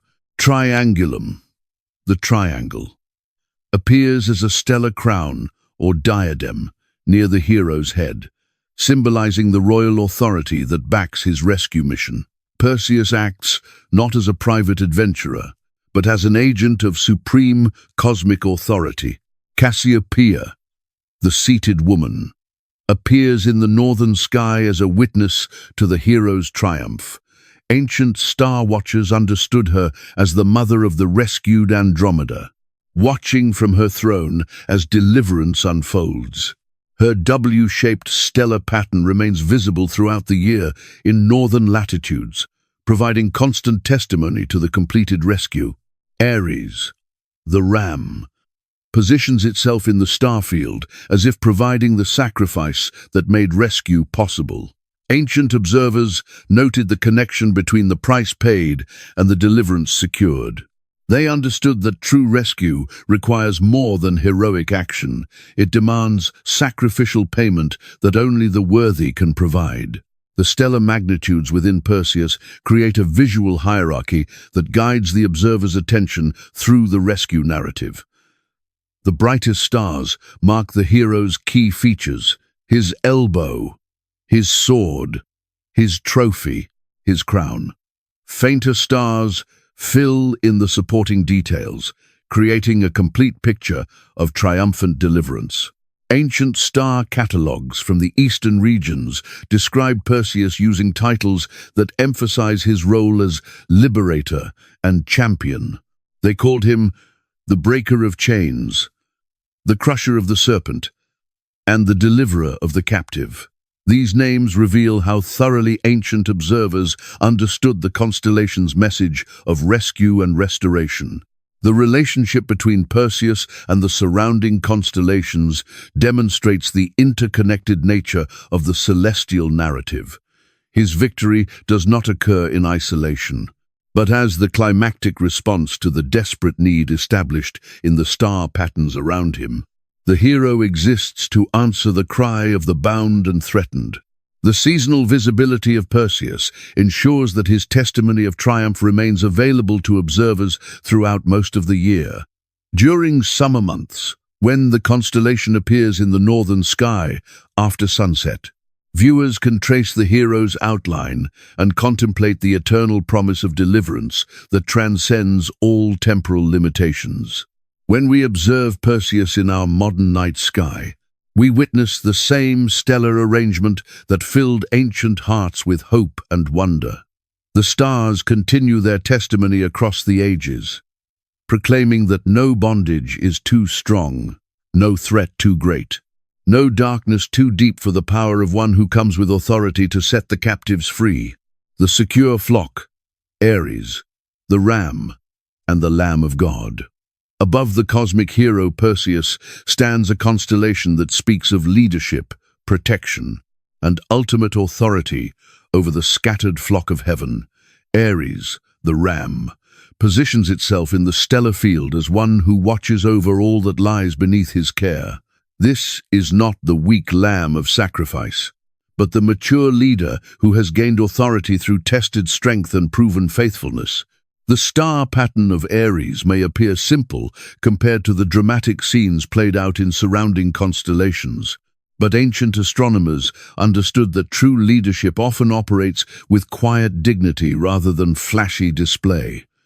The ram's stellar outline shows a creature in the posture of watchful attention, head raised to survey the celestial realm and ensure the safety of all under his protection.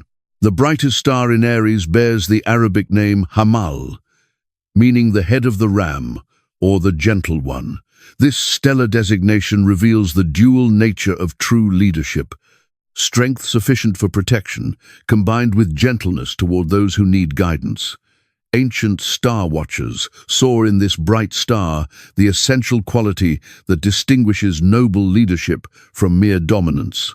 Near Aries in the star field clusters the Pleiades, 7 sisters of light that ancient observers understood as representing the gathered flock. These stars shine with crystalline clarity, creating one of the most beautiful sights in the entire night sky. Their proximity to Aries reinforces the ram's role as shepherd and protector of the celestial multitude. Archaeological discoveries in the ancient lands reveal that star watchers in those distant regions called the Pleiades, the congregation of the judge, or the assembly of the ruler. They understood these 7 stars as representing those who had been gathered under divine protection, secure in their relationship with the cosmic shepherd who watched over them with tireless care. The positioning of the Pleiades in relation to Aries creates a visual testimony to effective leadership. The 7 stars appear close enough to the ram for ready protection, yet they maintain their individual distinctiveness within the cluster. Ancient astronomers saw in this arrangement the perfect balance between unity and diversity that characterizes healthy communities under wise guidance. Seasonal observations of Aries reveal fascinating details about the constellation's message. The ram reaches its highest point in the spring sky during the season when earthly shepherds led their flocks to new pastures after the constraints of winter. Ancient observers would have noticed this celestial timing and understood it as confirmation of the constellation's pastoral meaning. The stars within Aries itself tell a story of strength, tested and proven reliable. The second brightest star, Sheraton, translates as the sign, or the 2 signs, suggesting that the ram serves as a cosmic marker or waypoint for those who need guidance in their celestial journey. The star's position at the ram's horn emphasizes strength directed toward protective rather than aggressive purposes. A third prominent star, Mazzaroth, carries the meaning the bound or the fat one, indicating abundance and prosperity under the ram's care. Ancient astronomers understood this stellar name as evidence that those under the ram's protection lack nothing necessary for their well-being and growth. The relationship between Aries and the constellation Perseus below reveals an important aspect of celestial leadership. The hero who rescued Andromeda from her chains and vanquished the threatening sea monster now looks up to the ram for ongoing guidance and authority. Even the mightiest deliverer acknowledges the shepherd's supreme position in the cosmic hierarchy. Ancient star charts show additional constellations that complete the pastoral scene around Aries. The triangle, or triangulum, appears as a stellar fold or enclosure where the flock can find shelter during cosmic storms. This small but distinct constellation reinforces the theme of divine provision and protection that surrounds the ram's position in the starfield. The seasonal behavior of the Pleiades adds another layer to their meaning in relation to Aries. These 7 stars appear brightest during the months when earthly shepherds face their greatest challenges in protecting and providing for their flocks. Ancient observers interpreted this stellar timing as heaven's reminder that divine shepherding operates according to principles that transcend earthly limitations. Throughout numerous ancient civilizations, weather-related folklore established connections between the Pleiades' visibility and seasonal shifts that influenced the care of livestock. When all 7 stars appeared clearly, it signaled good conditions for shepherds tending their animals. If certain stars seemed dim or hidden, it served as a warning of difficult periods approaching. These celestial observations strengthened the link between the heavenly shepherd figure and earthly concerns related to pastoral life. Within the constellation of Aries, the arrangement of stellar brightness levels created a visual design that ancient sky observers read as displaying characteristics of honorable rulership. The most luminous stars indicate the head and horns, a pattern suggesting both wisdom and power. Stars of lesser brightness trace out the body, conveying substance and steadiness. The complete configuration implies authority that's carefully maintained and channeled toward protective aims. Mesopotamian archive tablets from antiquity describe Aries with names that highlight the ram's function as one who gathers and safeguards the dispersed. These ancient records refer to the constellation as the celestial flock's shepherd, the assembly's guardian, and the guide who leads toward abundant grazing lands. Such titles demonstrate how thoroughly the astronomers of old grasped this constellation's pastoral significance. The relationship connecting Aries to nearby stellar formations reveals the cohesive character of heavenly leadership. The Ram doesn't exist in cosmic solitude, but sustains connections with every stellar participant in the celestial narrative. Its influence reaches the rescued Andromeda, the triumphant Perseus, and the assembled Pleiades equally. Contemporary astronomical research into the Pleiades has uncovered that these 7 visible stars comprise merely a portion of a far larger star cluster holding hundreds of members. Early observers, restricted to what the unaided eye could detect, perceived only the most brilliant representatives of this extensive celestial gathering. Their reading of these visible points of light as the assembled flock becomes strikingly fitting when viewed through the lens of modern findings. The independent movement of stars has transported Aries and the Pleiades together across the heavens for millennia, preserving their visual connection despite enormous distances separating them. Ancient astronomers, unaware that stars possessed motion, observed only the unchanging arrangement that strengthened their comprehension of the Ram's perpetual watch over the heavenly flock. As we view Aries in today's night sky, we're witnessing the identical stellar configuration that stirred ancient observers to reflect upon themes of divine shepherding and lasting protection. The stars maintain their witness through the centuries, testifying that authentic leadership blends strength with tenderness, safeguarding with direction, and power with compassion. The divine government, Taurus, Orion, and the approaching judge. A mighty bull rushes through the winter heavens, its stellar body burning with cosmic radiance and exhibiting the supreme authority governing all of creation. Taurus establishes himself among the stars as one possessing unshakable might and unstoppable forward momentum. This isn't the tender ram of pastoral oversight, but rather the ultimate power that governs with righteousness and carries out judgment across the celestial domain. The constellation Taurus offers one of the most visually dramatic patterns throughout the complete night sky. The bull's head and horns gleam with exceptional brightness, commanded by the fiery crimson star Aldebaran, a name signifying the follower or the leader. This stellar marker indicates the bull's eye, radiating with an intensity that early observers understood as the steady gaze of cosmic dominion.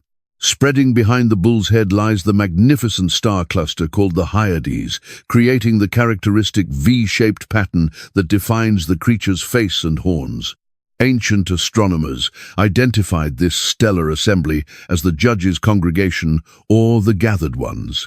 They perceived these stars as symbolizing the divine council that upholds and observes the administration of flawless justice. Close to Taurus burns the most breathtaking star grouping visible to earthly watchers, the Pleiades, or Seven Sisters. These crystalline points of radiance form a celestial gem that has seized human imagination throughout all cultures and eras. Ancient sky gazers recognized in the Pleiades the gentle influences of divine favor, the blessings bestowed upon those who harmonize themselves with cosmic righteousness. The seasonal appearance of Taurus carries deep meaning within the constellation's communication. The bull achieves prominence during winter skies, the period when earthly life confronts its severest survival challenges. Early observers would have recognized this celestial coordination and interpreted it as heaven, proclaiming that ultimate authority functions most powerfully during seasons of deepest necessity. Positioned below Taurus in the starfield stands the magnificent figure of Orion, the hunter. This constellation displays the most elaborate and identifiable human shape across the entire night sky. Ancient astronomers perceived in Orion's stellar framework a powerful warrior dressed in cosmic authority and equipped with instruments of divine justice. The 3 stars composing Orion's belt form one of humanity's most renowned stellar arrangements. Ancient societies around the world identified these stars and wove them into their grasp of cosmic structure and divine sovereignty. The belt's flawless alignment suggested to ancient intellects the exactness and orderliness characterizing ultimate justice. Orion's right shoulder burns with the red supergiant star Betelgeuse, a name meaning the coming of the branch or Orion's arm. This stellar beacon indicates the strength and extending reach of the celestial judge. Early observers noticed the star's reddish hue and read it as the flame of righteous indignation against everything that corrupts and destroys. The hunter's left foot shines with the dazzling blue-white star Rigel, signifying the foot of the Great One, or the giant's left foot. This stellar beacon symbolizes the reliable foundation supporting cosmic justice and the stable footing, allowing the mighty hunter to pursue everything fleeing from righteous judgment. Suspended between Orion's belt and his sword hangs the celebrated Orion Nebula, appearing to unaided observers as a cloudy star within the hunter's blade. Ancient astronomers termed this stellar feature the opening or the sky's aperture. They interpreted it as the location where divine radiance pierces cosmic darkness to reveal hidden matters and uncover all attempting to stay concealed. The connection between Taurus and Orion produces one of the most striking scenes throughout the complete night sky. The powerful bull charges across the celestial expanse, while the great hunter advances with weapons prepared. Early star watchers comprehended this stellar encounter as symbolizing the instant when ultimate authority confronts every force challenging divine rule. Archaeological findings from ancient Mesopotamian societies show that astronomers in those faraway lands understood this stellar tableau as portraying the day of the great hunt, when cosmic justice would be completely administered throughout creation. They recognized in the star arrangements a guarantee that no wrongdoing would finally escape the scope of divine authority. The stellar brightness levels within both constellations establish visual rankings that ancient astronomers interpreted as signifying tiers of authority in cosmic governance. The most brilliant stars indicate the most significant positions and powers. Dimmer stars complete the supporting frameworks, maintaining order across the celestial domain. Modern astronomical calculations have disclosed intriguing information about these stellar formations. The Hyades cluster actually resides much nearer to Earth than the bright star Aldebaran, which only seems to belong to the group from our terrestrial vantage point. Nevertheless, ancient observers' interpretation of these stars as constituting a unified council remains remarkably suitable to their visual presentation. The Pleiades cluster holds hundreds of hot blue stars embedded within reflection nebulae that cause the entire group to radiate with otherworldly beauty. Ancient cultures globally developed legends regarding these seven sisters, consistently understanding them as symbolizing divine approval and heavenly blessing. Their nearness to the bull reinforces themes of reward following righteous judgment. Orion contains several of the most spectacular stellar phenomena known to contemporary astronomy. The constellation encompasses multiple supergiants, hot blue stars, and active star-forming zones. The hunter's stellar makeup suggests cosmic energies of enormous power operating on dimensions that dwarf earthly comprehension.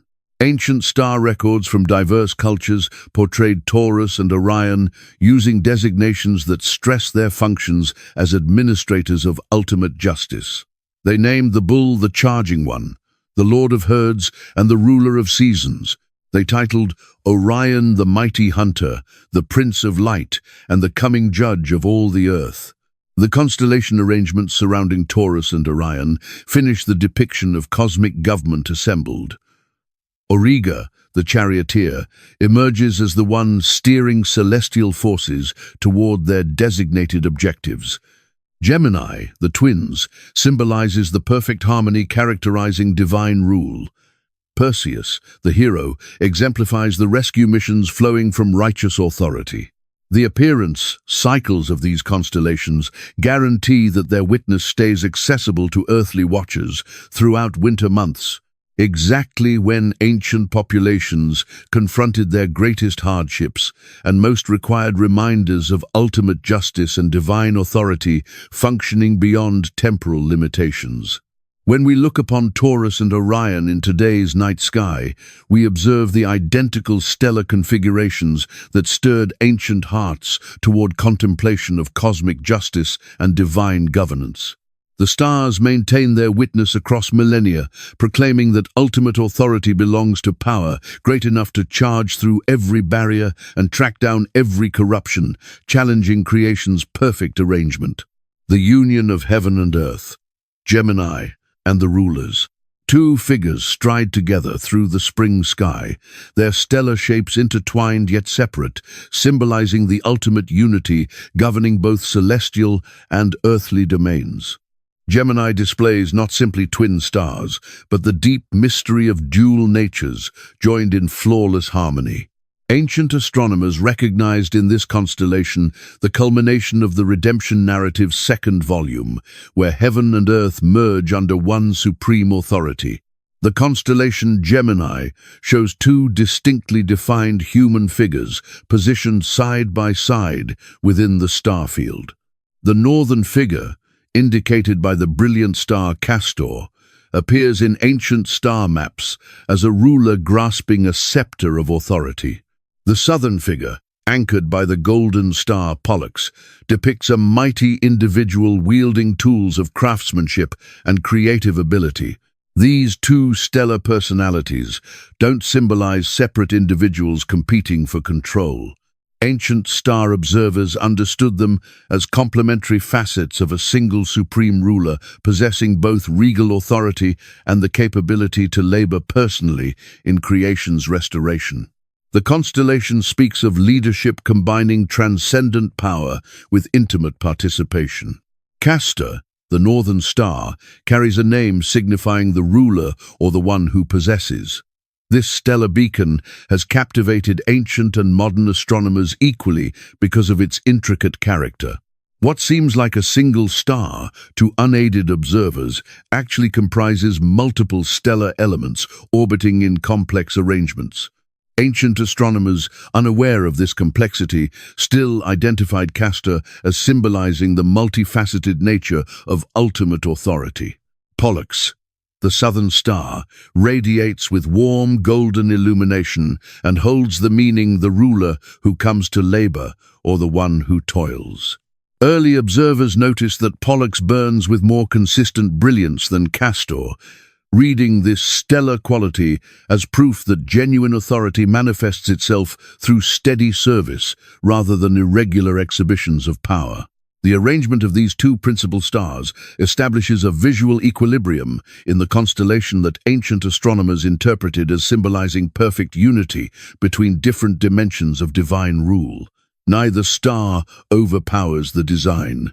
Both provide essential light to the comprehensive message inscribed in the stellar configuration. Archaeological findings from ancient Mesopotamian archives display star charts positioning Gemini at the conclusion of the celestial narrative's second major volume. Ancient astronomers comprehended this constellation as the climax toward which all the preceding stellar action had been advancing. The union exhibited in Gemini settles the tensions and struggles initiated in earlier constellations. The connection between Gemini and surrounding star arrangements strengthens this theme of settlement and unity. The constellation emerges in the sky, following the dramatic rescue sequences of Perseus and Andromeda, following the gathering shown in Aries and the Pleiades, following the judgment symbolized by Taurus and Orion. Gemini exhibits the peace and structure resulting from accomplished redemption. Ancient star records describe the two figures of Gemini using complementary designations that disclose their unified objective. They identified the northern figure as Apollo, signifying the ruler or the destroyer of evil. They named the southern figure Hercules, denoting the mighty traveler or the one who arrives to assist. Combined, these titles embrace both the transcendent and immanent dimensions of divine rule. The seasonal emergence of Gemini adds dimensions of significance to the constellations' communication. These stars achieve prominence in late spring and early summer, precisely the period when ancient populations witnessed life's renewal following winter's trials. The celestial timing reinforced the constellation's theme of restoration and the founding of beneficial structure. Star traditions from various ancient civilizations show remarkably uniform interpretations of Gemini across different societies. Egyptian astronomers perceived the constellation as symbolizing the pharaoh's divine and human natures merged in one individual.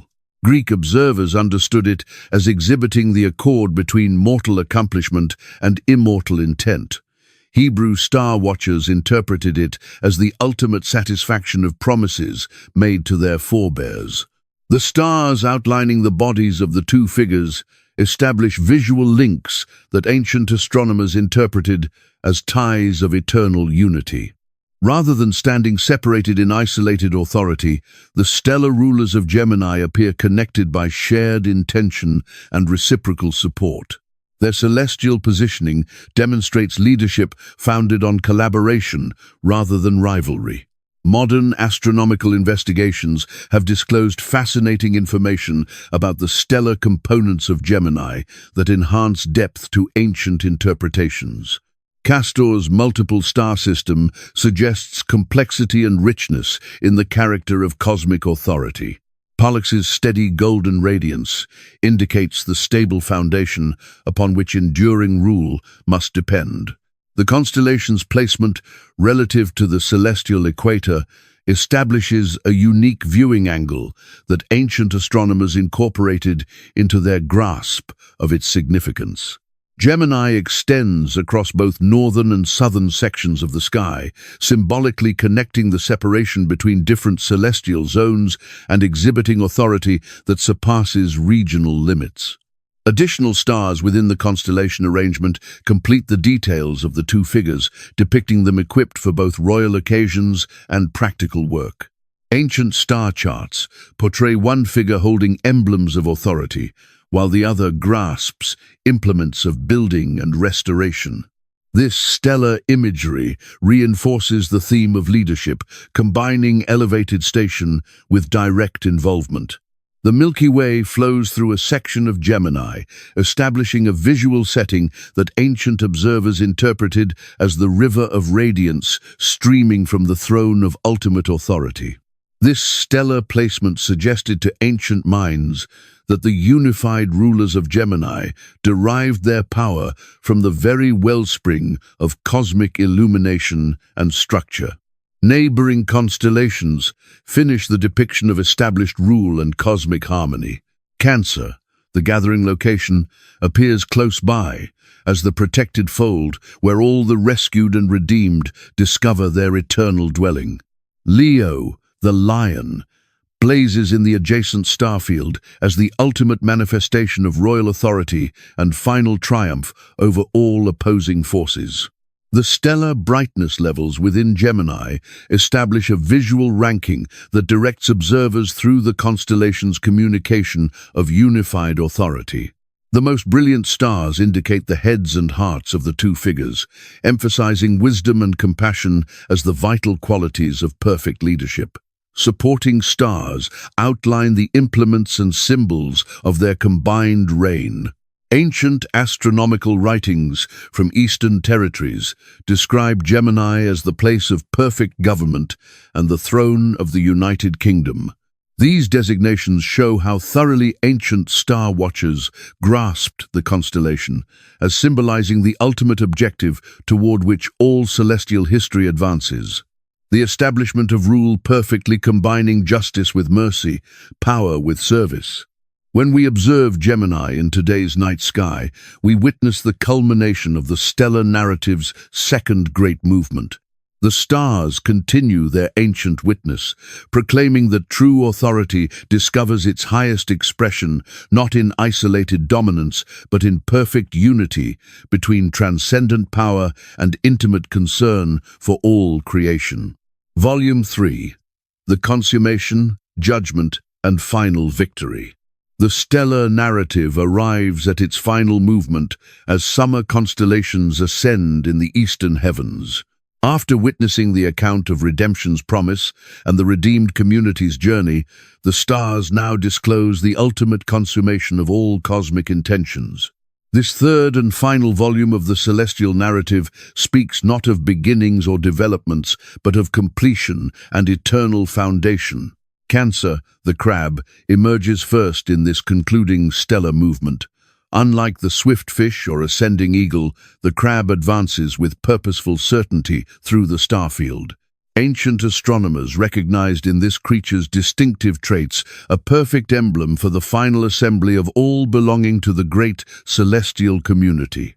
The constellation Cancer poses a challenge to contemporary observers because of its relatively dim stars, but ancient star watchers possessed darker skies, revealing details invisible to most present-day viewers. They traced the crab's stellar framework and understood it as symbolizing not the earthly crustacean, but the ultimate protected dwelling where the redeemed would discover eternal rest. At Cancer's center rests one of the most extraordinary sights throughout the complete night sky, the beehive cluster, known to ancient astronomers as Praesepe or the manger. This stellar assembly appears to unaided observers as a hazy light patch.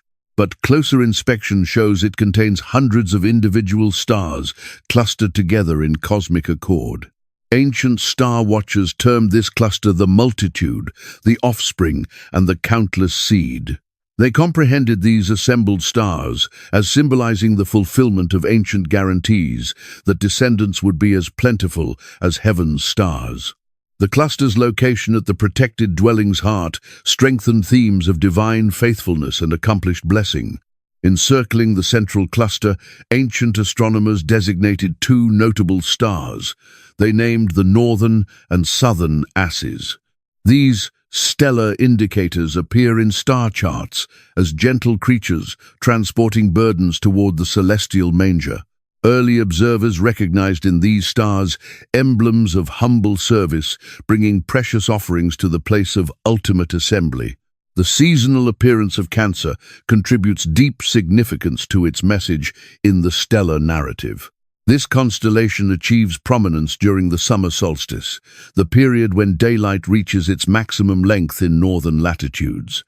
Ancient populations would have identified the celestial timing as heaven, proclaiming that the gathering occurs in the season of ultimate illumination. The connection between Cancer and neighboring constellations establishes a depiction of transition from struggle to consummation.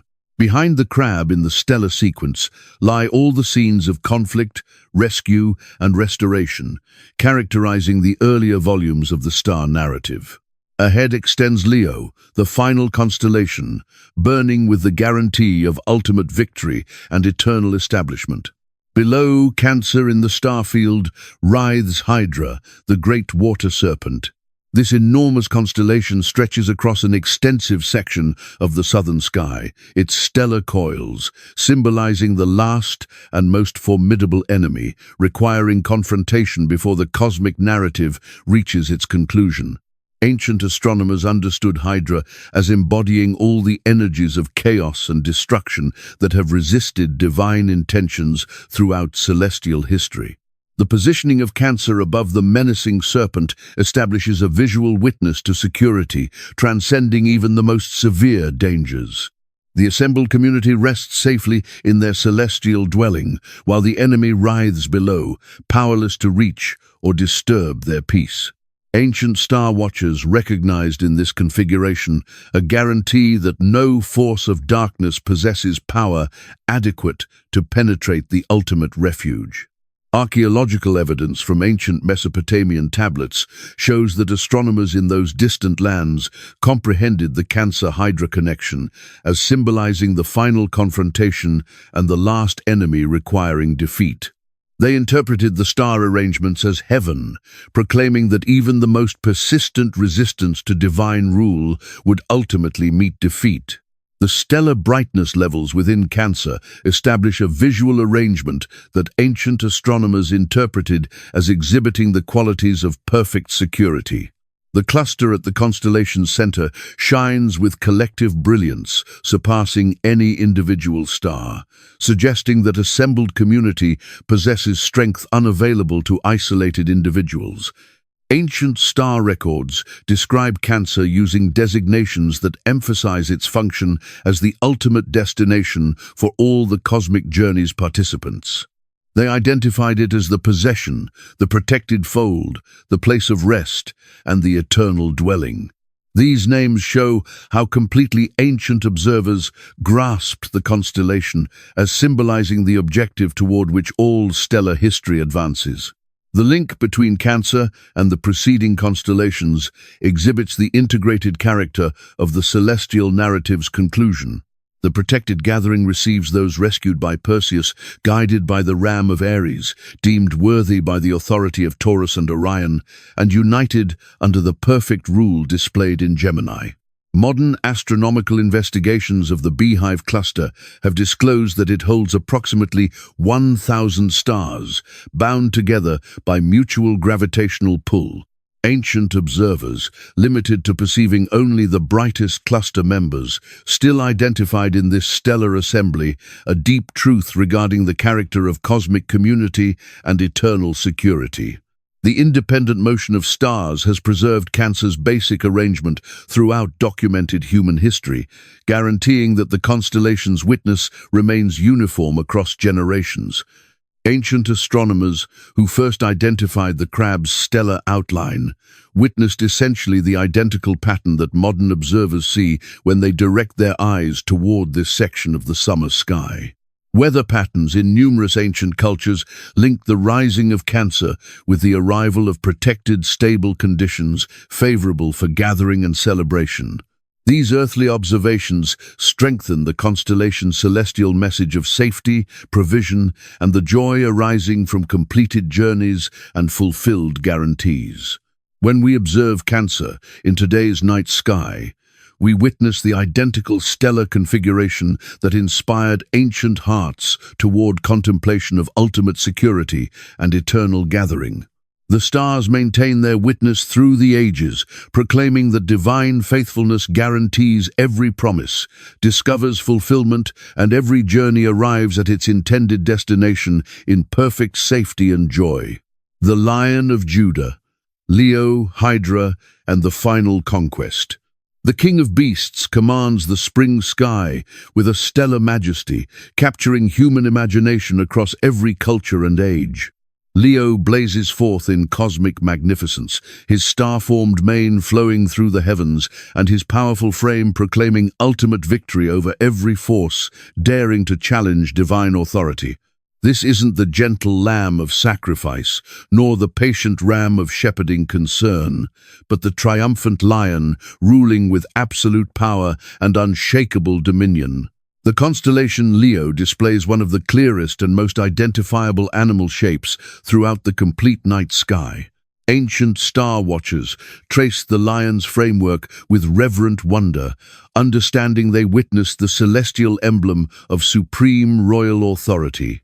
The backward question mark of stars composing the lion's head and mane establishes an unmistakable stellar signature, guiding navigators and inspiring poets throughout human history. At the lion's center blazes Regulus, the royal star whose name signifies the heart of the king, or the little king. This brilliant stellar beacon indicates the position of ultimate authority in the cosmic ranking. Ancient astronomers termed Regulus the Star of the King and identified it as one of the 4 royal stars, marking the seasons and governing the celestial sphere. The lion's mane extends across a substantial section of the spring sky, outlined by a distinctive sickle-shaped arrangement of stars that early observers termed the Sickle of the King, or the Crown of Authority. This stellar configuration suggests both the flowing locks of royal dignity and the curved blade harvesting all resistance to divine rule. Behind the lion's powerful shoulders shines Denebola, signifying the tail of the lion or the judge who comes. This star indicates the extremity of the lion's stellar shape and symbolizes the far-reaching scope of royal power, touching every corner of creation. Ancient star watchers comprehended Denebola as the location where royal authority meets and conquers, all fleeing from righteous judgment. Below Leo, in the southern sky, extends the enormous constellation Hydra, the great water serpent. This stellar formation stretches across an extensive section of the celestial sphere, making it the largest constellation visible from Earth. Ancient astronomers understood Hydra as symbolizing the sum total of all evil energies opposing divine intentions throughout cosmic history. The arrangement of Leo above Hydra establishes the most dramatic confrontation throughout the complete star narrative. The lion appears with his mighty paw positioned firmly upon the serpent's head, exhibiting complete victory over the forces of chaos and destruction. Ancient star watchers recognized in this stellar configuration the ultimate fulfillment of the first guarantee given to humanity, that the seed would crush the serpent's head. The serpent's stellar coils extend beneath multiple constellations, suggesting its influence has touched every dimension of the cosmic action. However, Leo's position directly above the creature's head exhibits that royal authority possesses power adequate to conquer even the most widespread and persistent evil.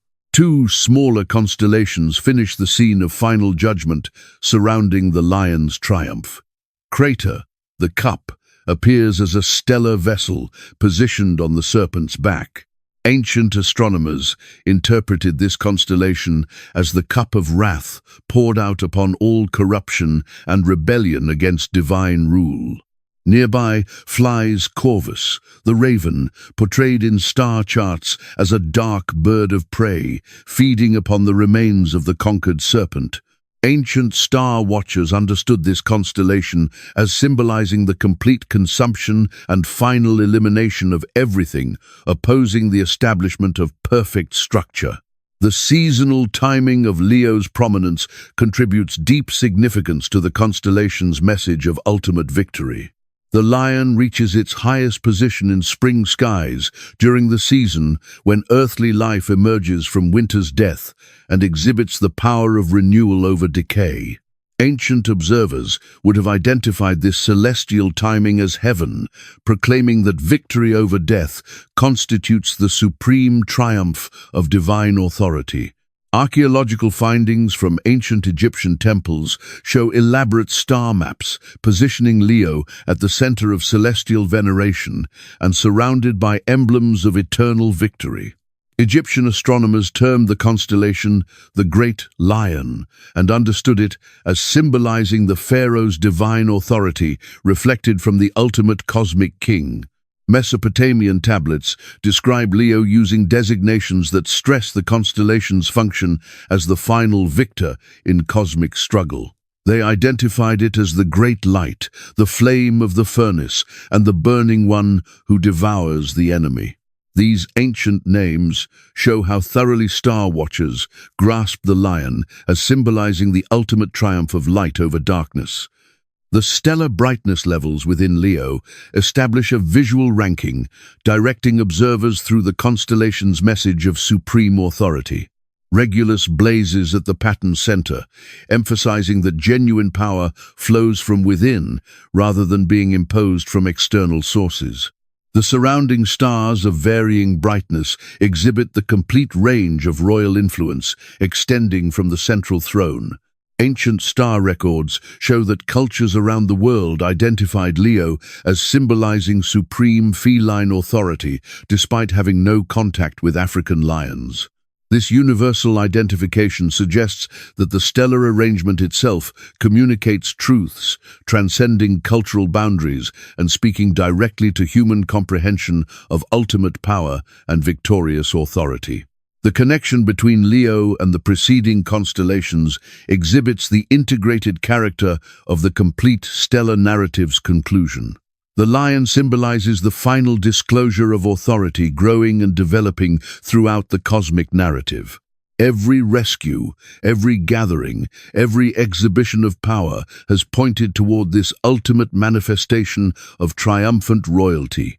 Modern astronomical calculations have disclosed that Regulus rotates so rapidly it has become flattened at its poles and bulges at its equator.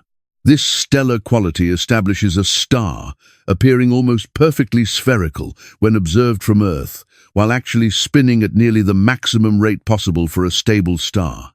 Ancient observers, unaware of this rotation, still identified in Regulus the perfect emblem of dynamic royal authority.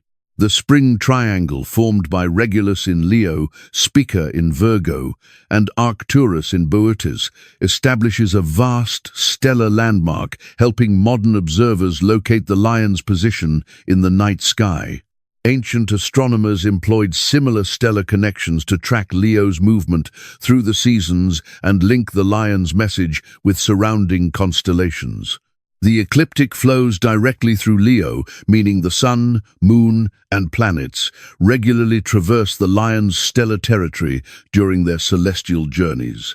Ancient observers interpreted these celestial visits as heaven's acknowledgement of the lion's supreme authority and the tribute all cosmic forces must pay to the ultimate king. When we look upon Leo in today's night sky, we witness the climactic conclusion of the ancient stellar narrative, beginning with Virgo's promise and journeying through all the stages of redemption's cosmic action. The stars continue their eternal witness, proclaiming that every narrative discovers its perfect ending in the triumph of the lion ruling with justice, loving with mercy, and reigning with power, knowing no end. The Gospel in the Stars, correlating the Mazzaroth with Scripture. The ancient star watchers possessed a deep comprehension that modern civilization has largely abandoned. They identified that the identical divine voice speaking creation into existence also inscribed a magnificent narrative across the canvas of night. This celestial account, written in points of radiance and stellar arrangements, tells the same tale, later finding expression in written revelation given to human prophets and scribes. The correlation between sky and scripture emerges not from human imagination but from divine purpose. The Creator designing the stars in their paths also inspired the sacred writings, revealing his intentions for creation. Both witnesses spring from the identical source and proclaim the same eternal truths regarding redemption, restoration, and the ultimate triumph of divine love. Beginning with Virgo, the celestial narrative announces the arrival of a promised seed through the stellar image of a virgin holding a branch. This astronomical prophecy discovers its scriptural parallel in the ancient guarantee that the woman's seed would triumph over the serpent's destructive power. The star arrangements proclaim what sacred writings confirm, that redemption would arrive through supernatural birth and divine intervention. The constellation sequence from Virgo through Leo follows the identical narrative arc that Scripture discloses from promise to fulfillment. Each stellar chapter corresponds to specific dimensions of the redemptive plan unfolding throughout biblical history. The stars announce what written revelation explains, that divine love pursues fallen creation through every necessary stage of rescue and restoration.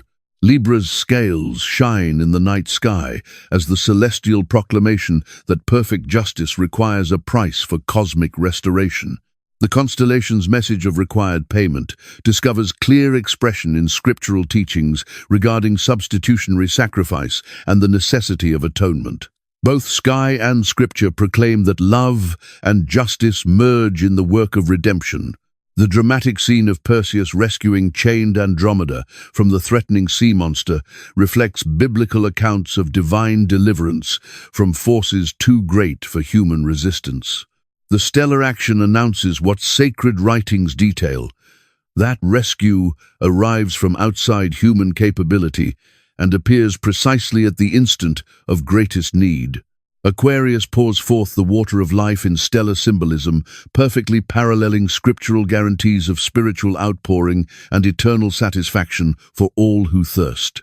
The constellation's message of divine blessing freely given corresponds to biblical invitations for all to come and drink without price from the fountain of life. The binding portrayed in Pisces reflects the scriptural understanding of humanity's bondage to forces beyond individual power to break. Both stellar imagery and sacred writing acknowledge the reality of spiritual constraint and the necessity for external liberation from chains holding souls captive. Ancient astronomers understood that the three great volumes of the star narrative corresponded to the three primary dimensions of biblical revelation.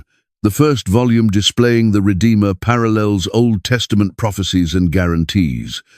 The second volume, portraying the redeemed, corresponds to New Testament accounts of rescue and community formation. The third volume, disclosing consummation, aligns with biblical visions of ultimate victory and eternal establishment. The timing of constellation visibility throughout the year establishes a celestial calendar, corresponding remarkably to the seasonal festivals established in biblical tradition. The spring emergence of redemption constellations aligns with Passover themes of deliverance. Summer stars displaying gathering and security parallel harvest festivals. Autumn constellations of judgment correspond to days of reverence and accountability. Archaeological evidence from ancient Hebrew sources shows that biblical writers possessed detailed knowledge of constellation arrangements and their significance. Job's references to stellar groups exhibit familiarity with the identical astronomical knowledge appearing in other ancient Near Eastern cultures. The sacred writings don't reject stellar symbolism, but embrace it as another witness to divine revelation. The Hebrew word Mazzaroth appears in Job's discourse and clearly refers to the zodiacal constellations telling the redemption narrative. This biblical reference establishes that constellation symbolism possessed legitimate spiritual significance in ancient Hebrew comprehension. The stars served as divine communication rather than human invention. Psalm writings speak of the heavens proclaiming divine glory and the firmament exhibiting divine handiwork. These scriptural passages acknowledge that celestial bodies serve as vehicles for divine communication to all populations, regardless of their access to written revelation. The universal visibility of stars makes them perfect carriers of universal truth.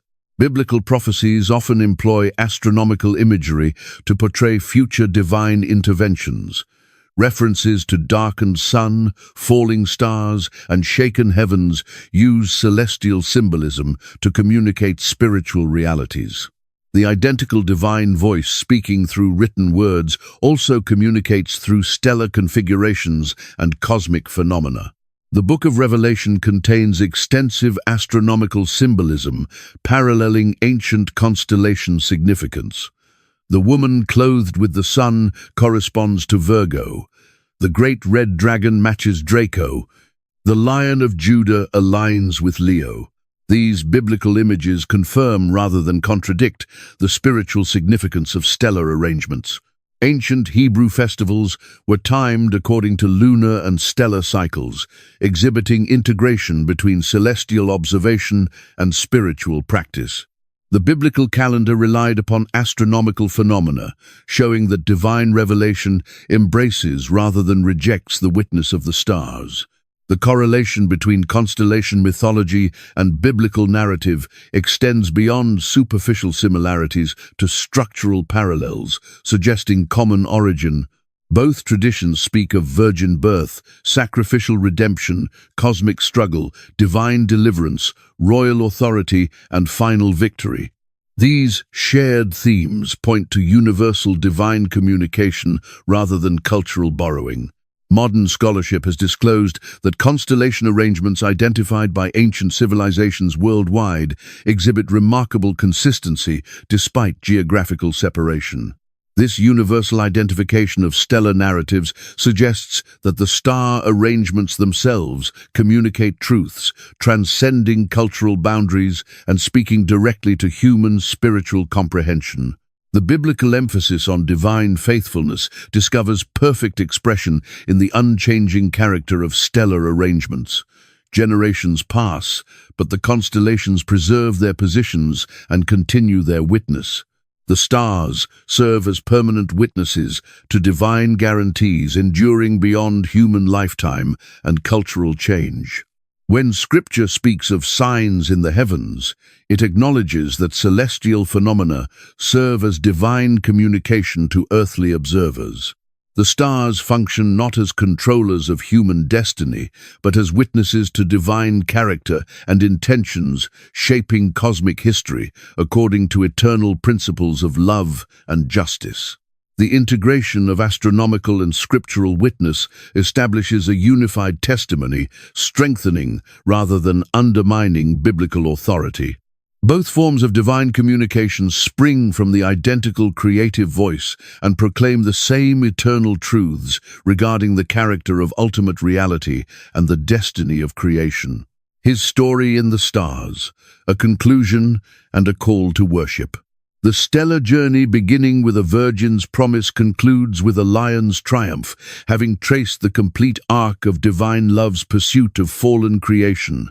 From east to west, across the vault of heaven, the constellations tell one unified narrative. The tale of redemption, planned before time began and executed throughout history with perfect wisdom and unfailing faithfulness.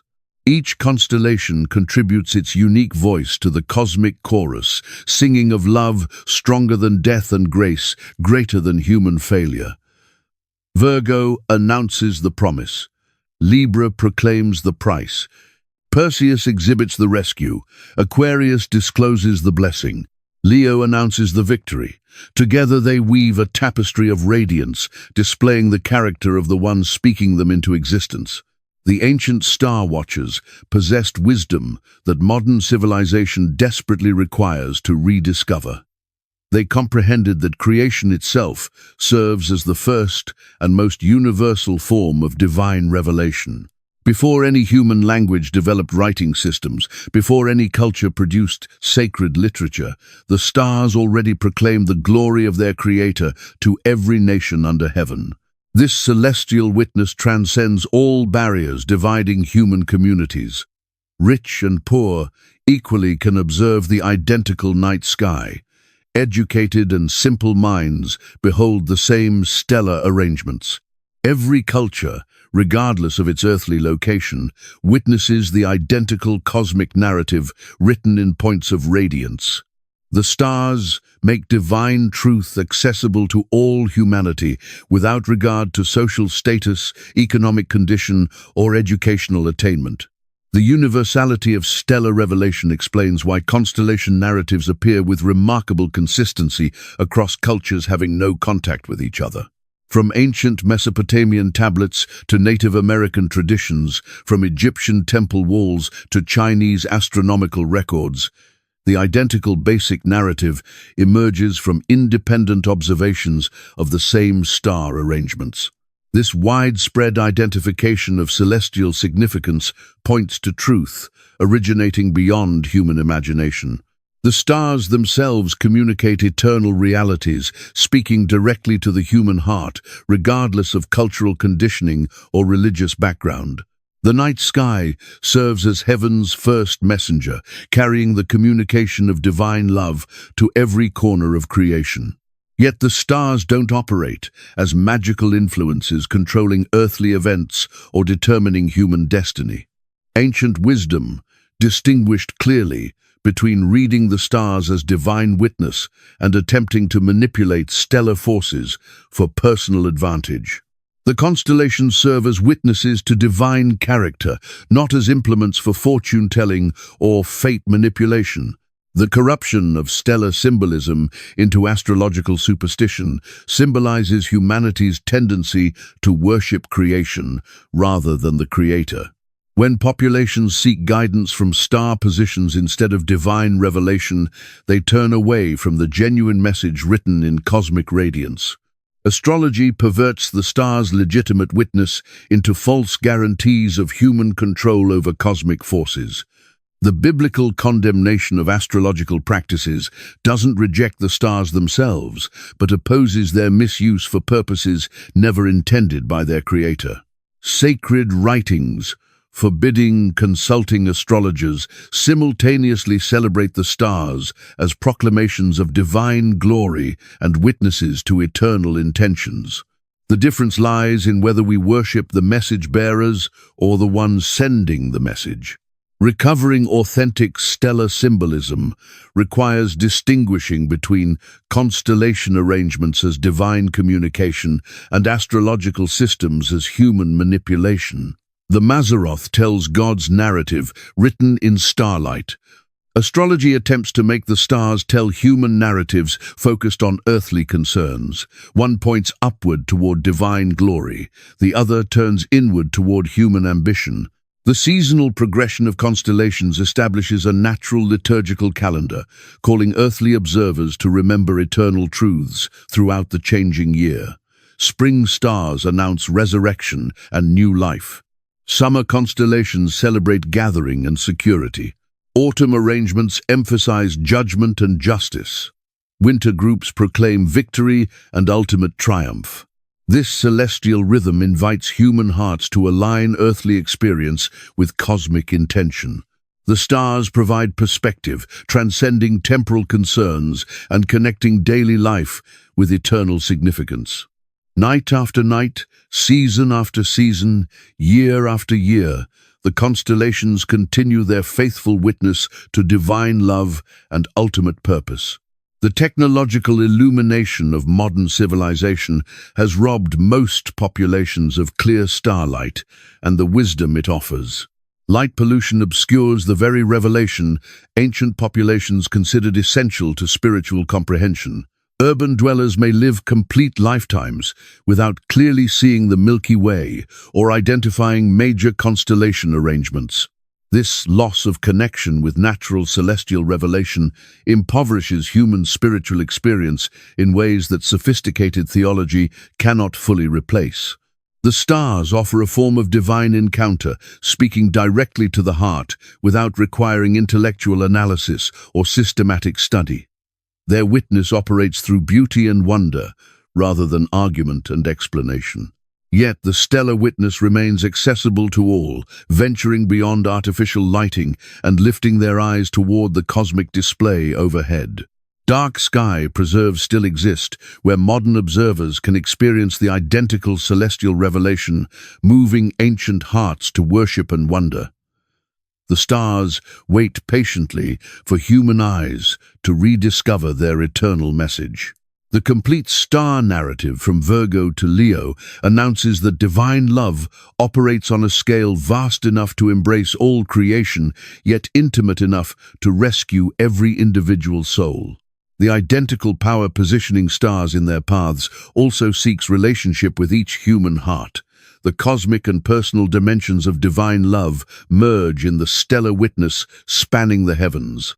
The constellations proclaim that no earthly power, no spiritual force, no cosmic principle possesses ultimate authority except the one establishing the stars in their arrangements and maintaining their paths throughout time.